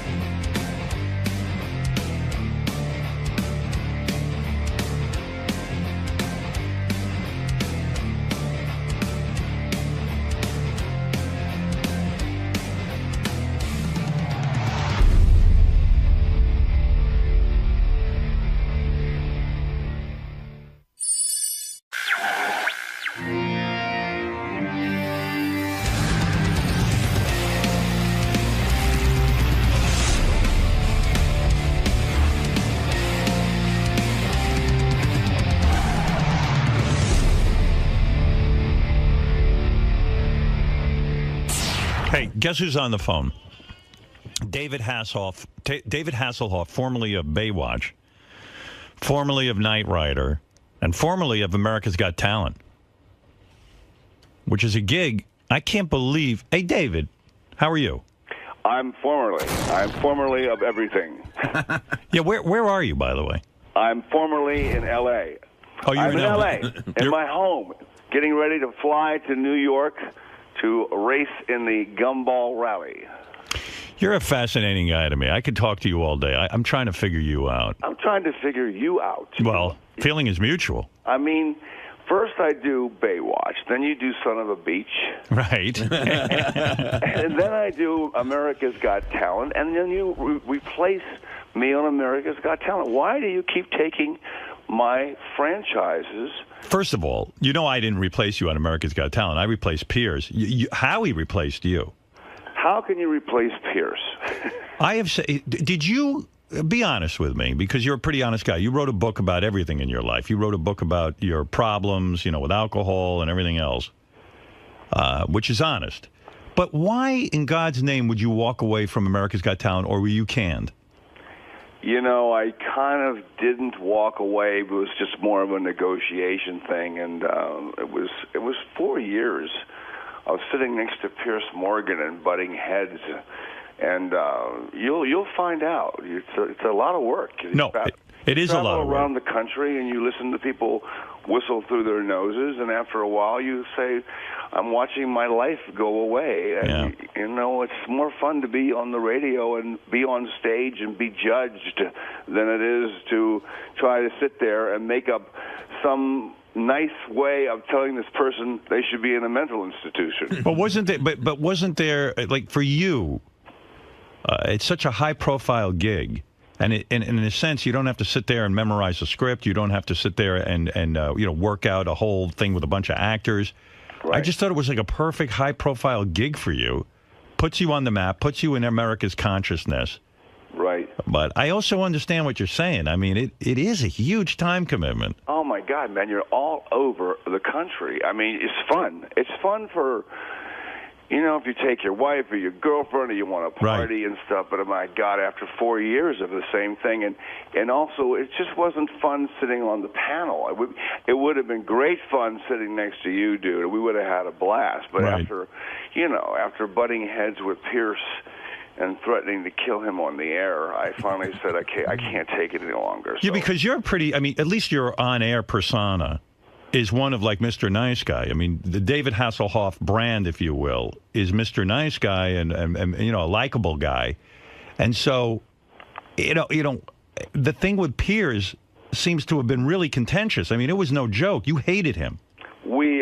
He was writing stuff behind my back, and I would tell him stuff, intimate stuff about my divorce and stuff that was going on, and he would just immediately print it in the newspapers and then would deny it. But then, once I threatened to kill him on the air, we finally became really good friends. And now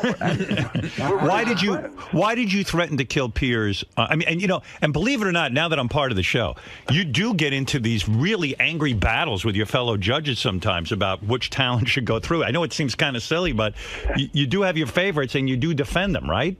You defend them, but and also it breaks your heart if they don't go through, and then you find out later. You want somebody to go through, and somehow the production company comes by and says, "Well, they didn't put them through." And what are you talking about? And you put your heart and soul into helping this person make it.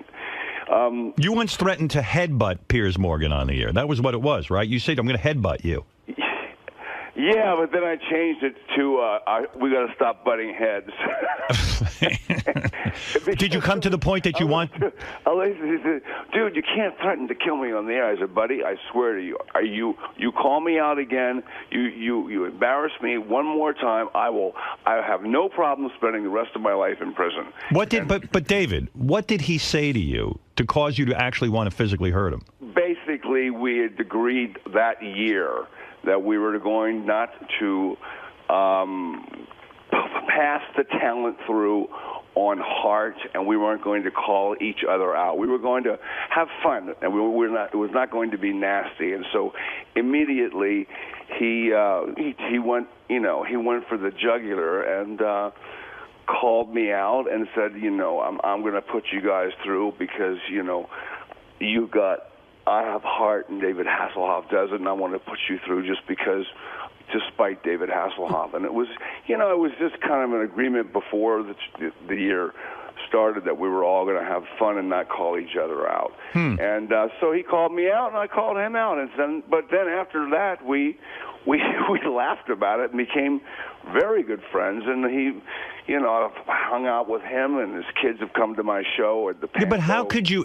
How could you become friends with a guy who you claim you would tell him things, and because he's a newspaper guy, he would then print them in the newspaper and betray you? How do you become? I mean, how can you turn your back on that? You have to sit there next to that person for 80 acts. Yeah, but if Piers asked you to come on his show today, would you hold it against him that he printed things about you? Actually, I went on his show, and we had it out on the show in a very nice way, and then he apologized and. But why be so fucking nice, David? If I may, if it may say. Oh, what?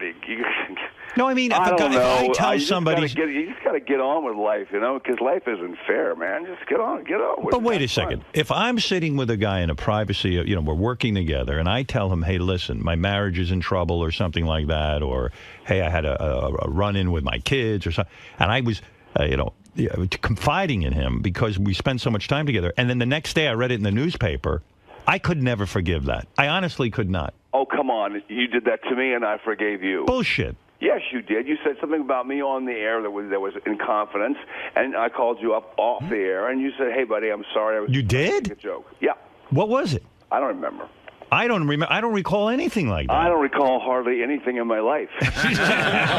What was it? I think he just made that whole thing up. Of course he did. I never did that to you. I don't know you that well. You did. It was something about Son of a Beach, and something about coming on the show, and then I said something to you. I said, I can't do it. I'd love to do it, or something like that. And then you went off and you said what I said in confidence. Oh. I called you back and I said, dude, you can't do that. Yeah, notice we don't talk to each other anymore. No.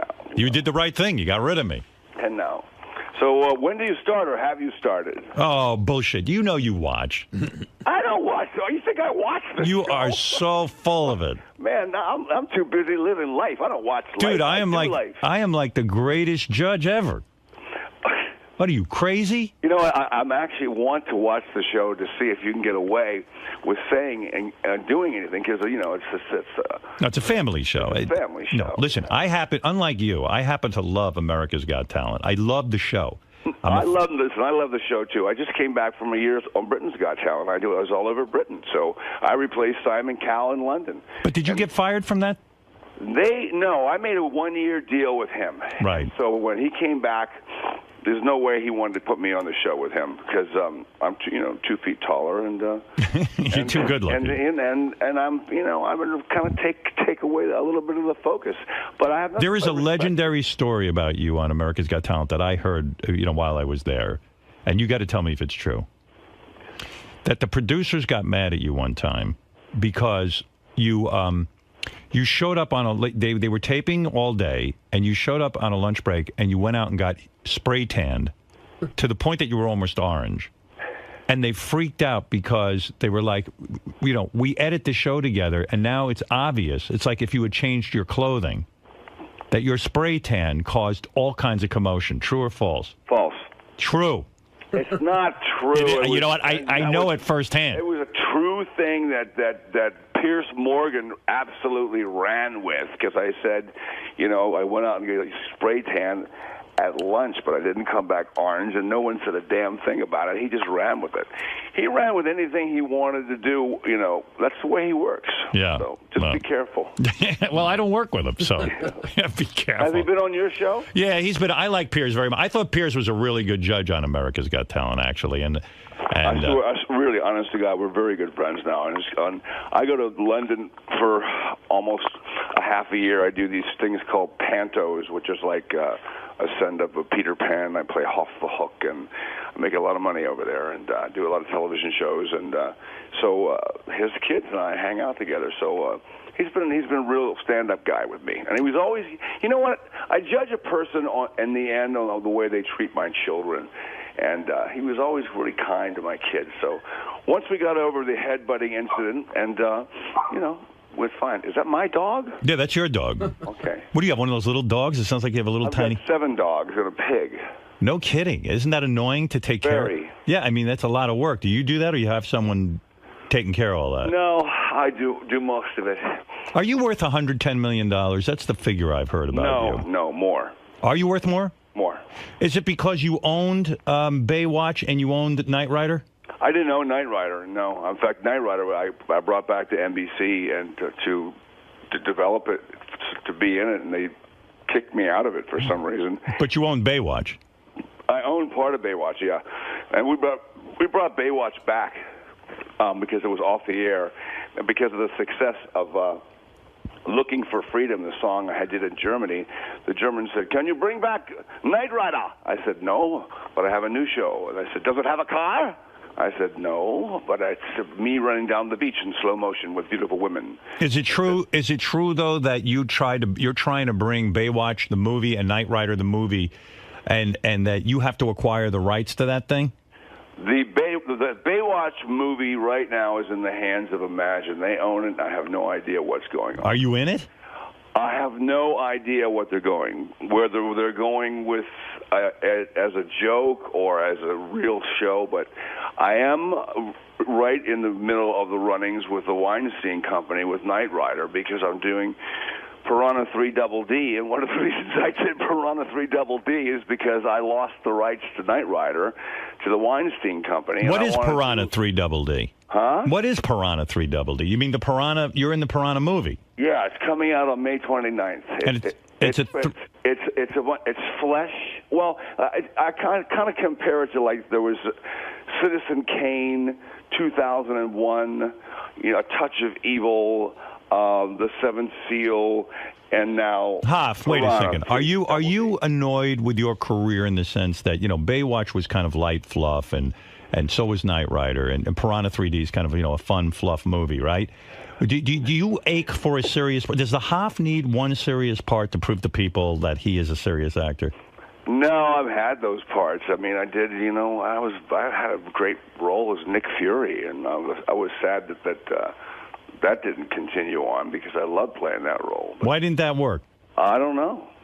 Because when you're a television star, you're a television star. When you're a movie star, you're a movie star, and I'm considered the television star. You're a television star. Do you still get? But Knight Rider wasn't fluff. And Knight Rider is still a huge monster hit. It's going to come back. I mean, that's the whole point of hopefully the success of this movie, the Piranha 3 Double D. Because I play myself in a very self-effacing way in the movie. It's very funny. It's the craziest, whacked out movie you'll ever see. It's absolutely perfect for your audience. What are you nude right now? Are you in LA nude, like laying around in your bed?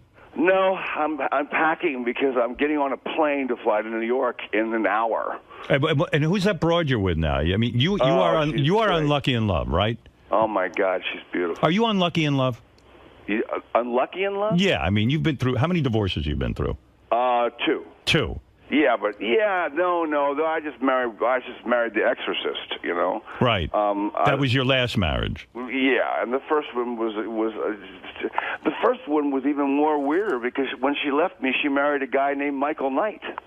Oh wow, that is weird. Yeah. Is it true Michael Knight, the actor from the soap opera? She married now she divorced Michael Knight and bought a Knight Rider car and drives around saying she's Stevie from Knight Rider. Why did she leave you? Was it the drinking and stuff? No, I have no idea. She left me because she wanted to be the star. When you're hanging out with me, it's difficult to be the star. But I mean, it's weird because you're the quintessential good-looking dude. You probably were not used to women leaving you. You did the leaving. I was happy that she left me.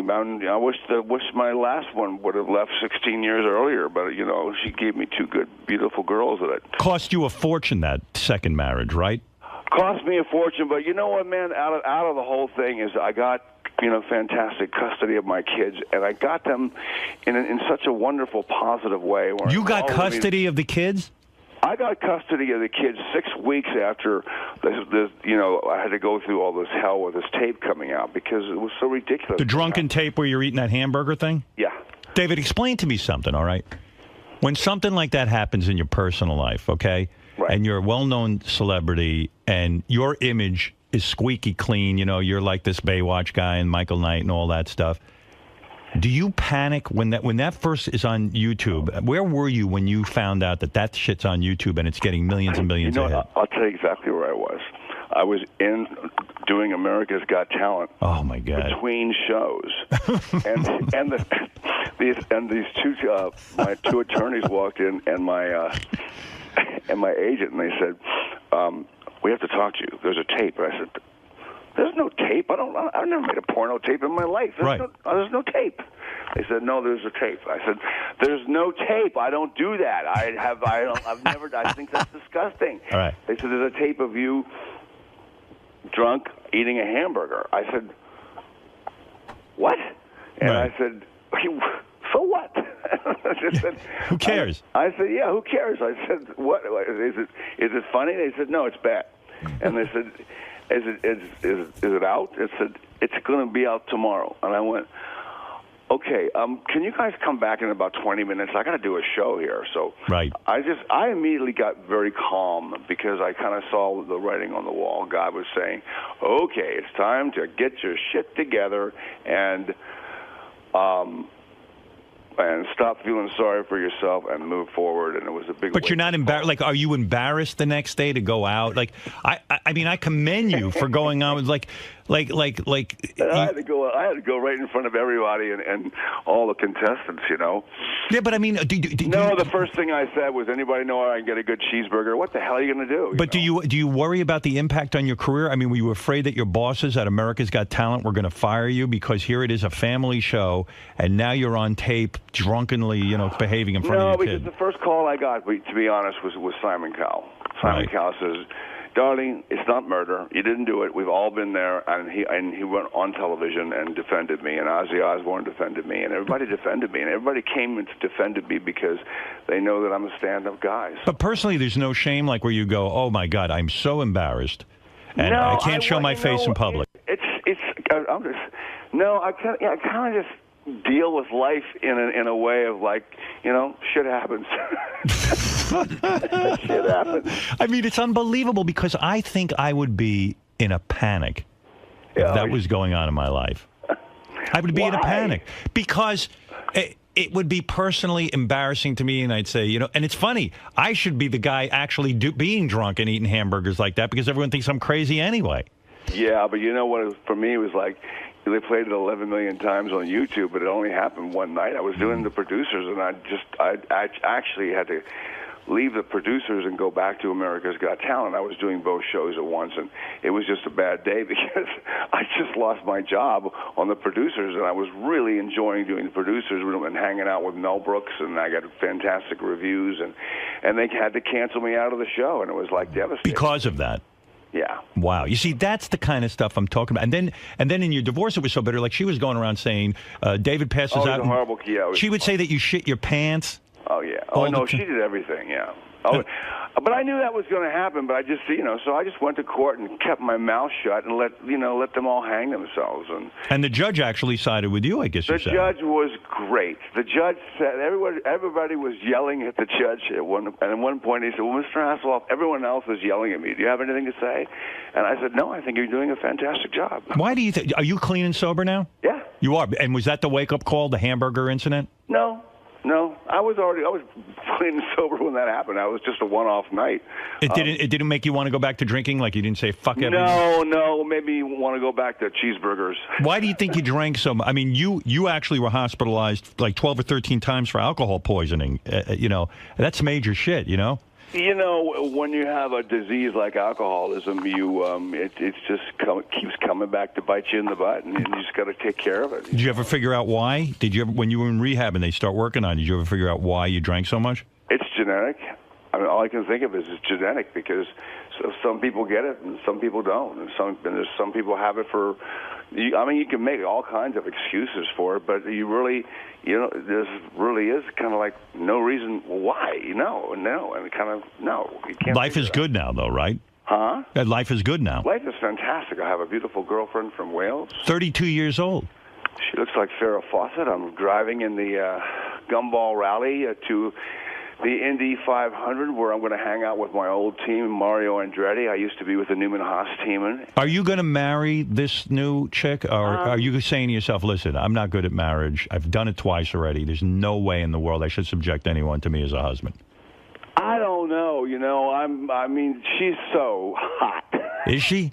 Oh, and you're not cheating. She's just sizzling, and we have so much fun together. And she doesn't care about the business; she cares about me. And how is the sex? Beyond belief. Really? Yeah. Someone said, "What if you could pick how you would die?" I would say, in bed with my Welsh woman.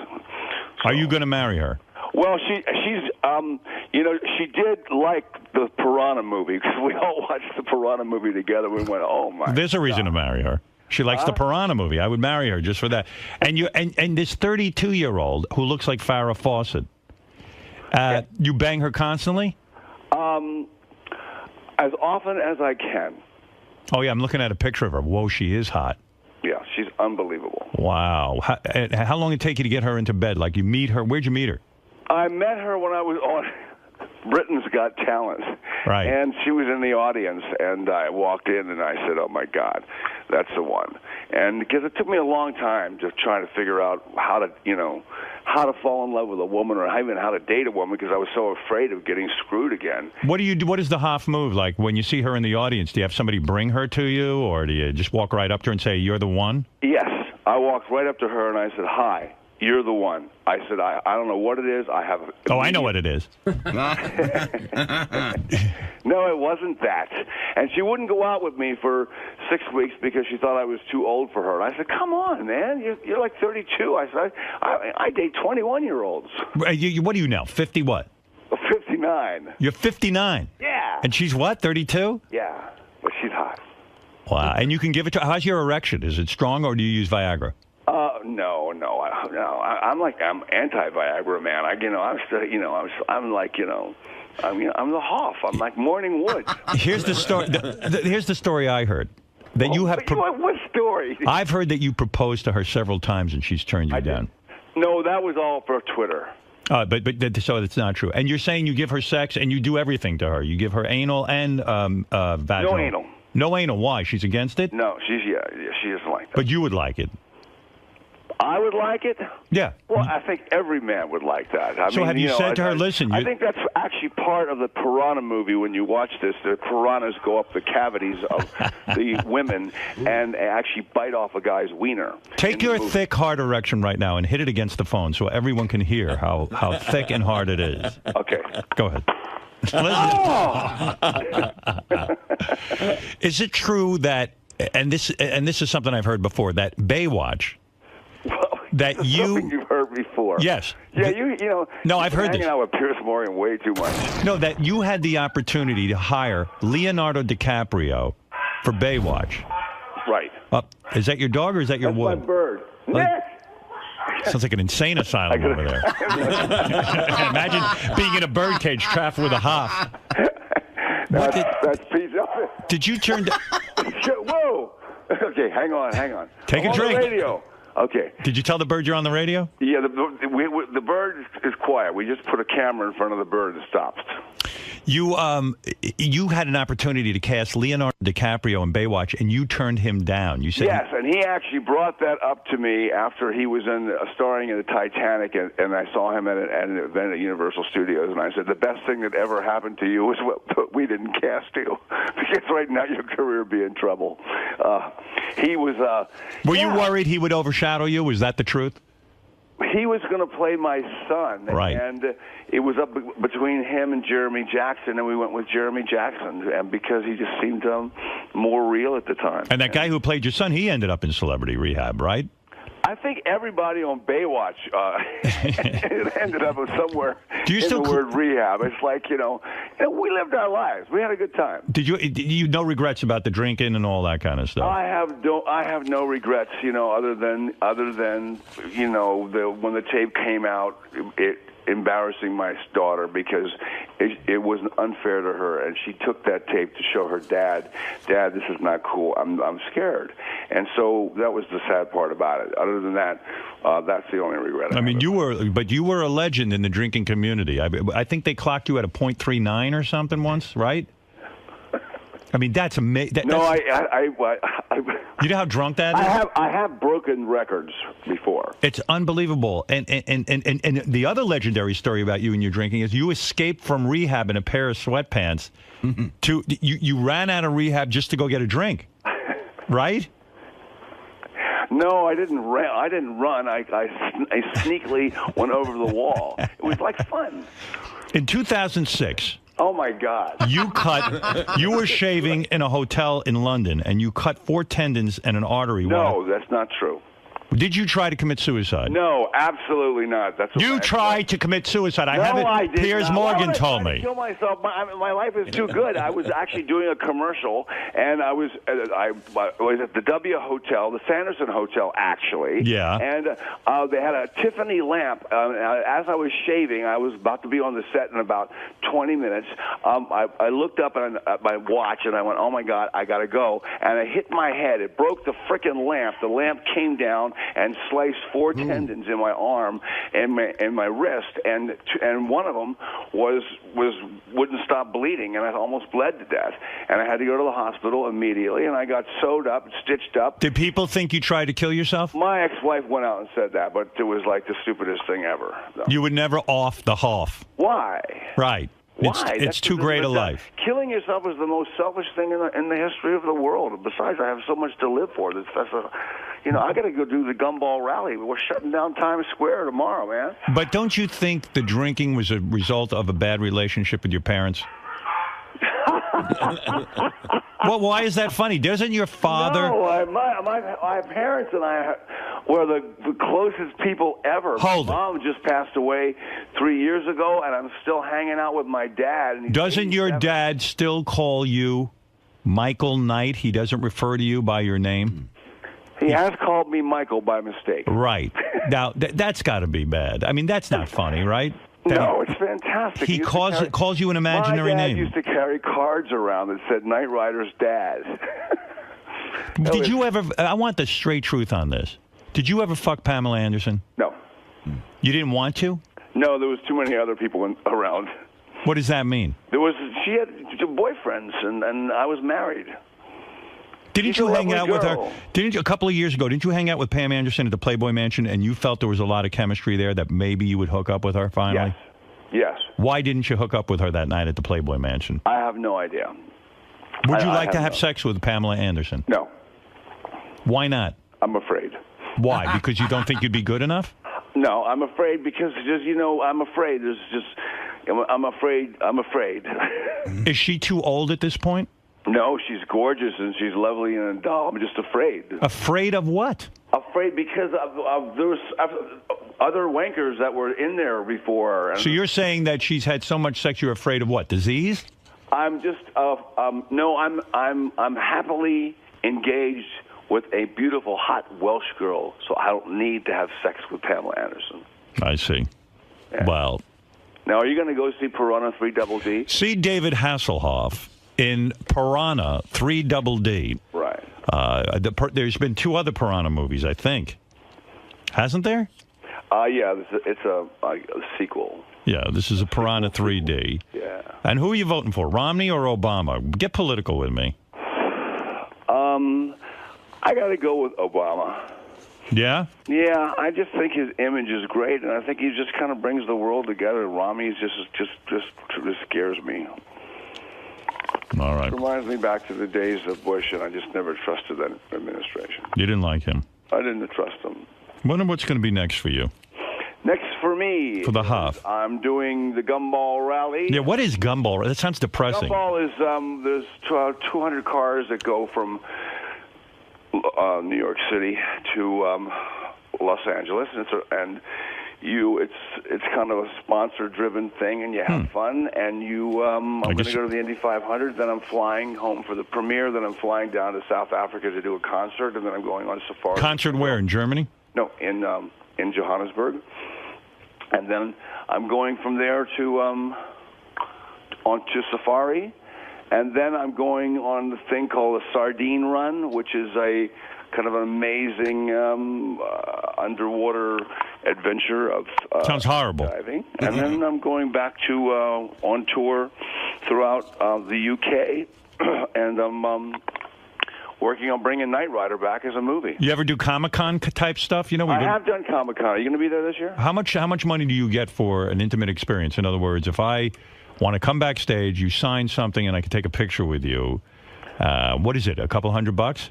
It depends on where it is. Right now, I'm doing. Believe it or not, I go out to around the world for fun to these discos, and they all dress up as me, and it's kind of like the Rocky Horror Picture Show. Are the fans a nightmare?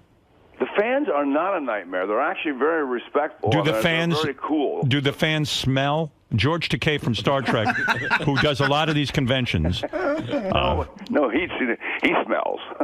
George, you smell, David Hasselhoff says.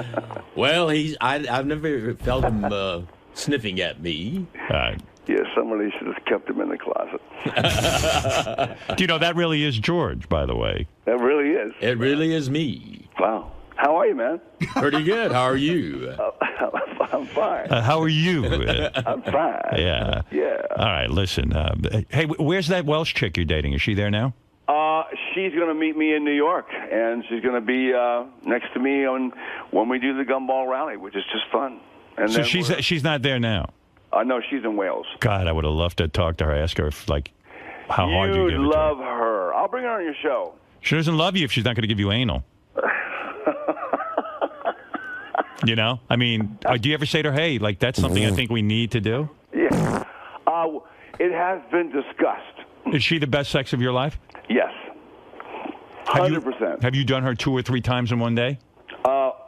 More. Really? At 59 years God. old? No, it's just ridiculous. It's just Wow. Yeah. Good for you. You are having fun, aren't you? Have you ever had it? Are you having fun? Have you ever had a gay experience?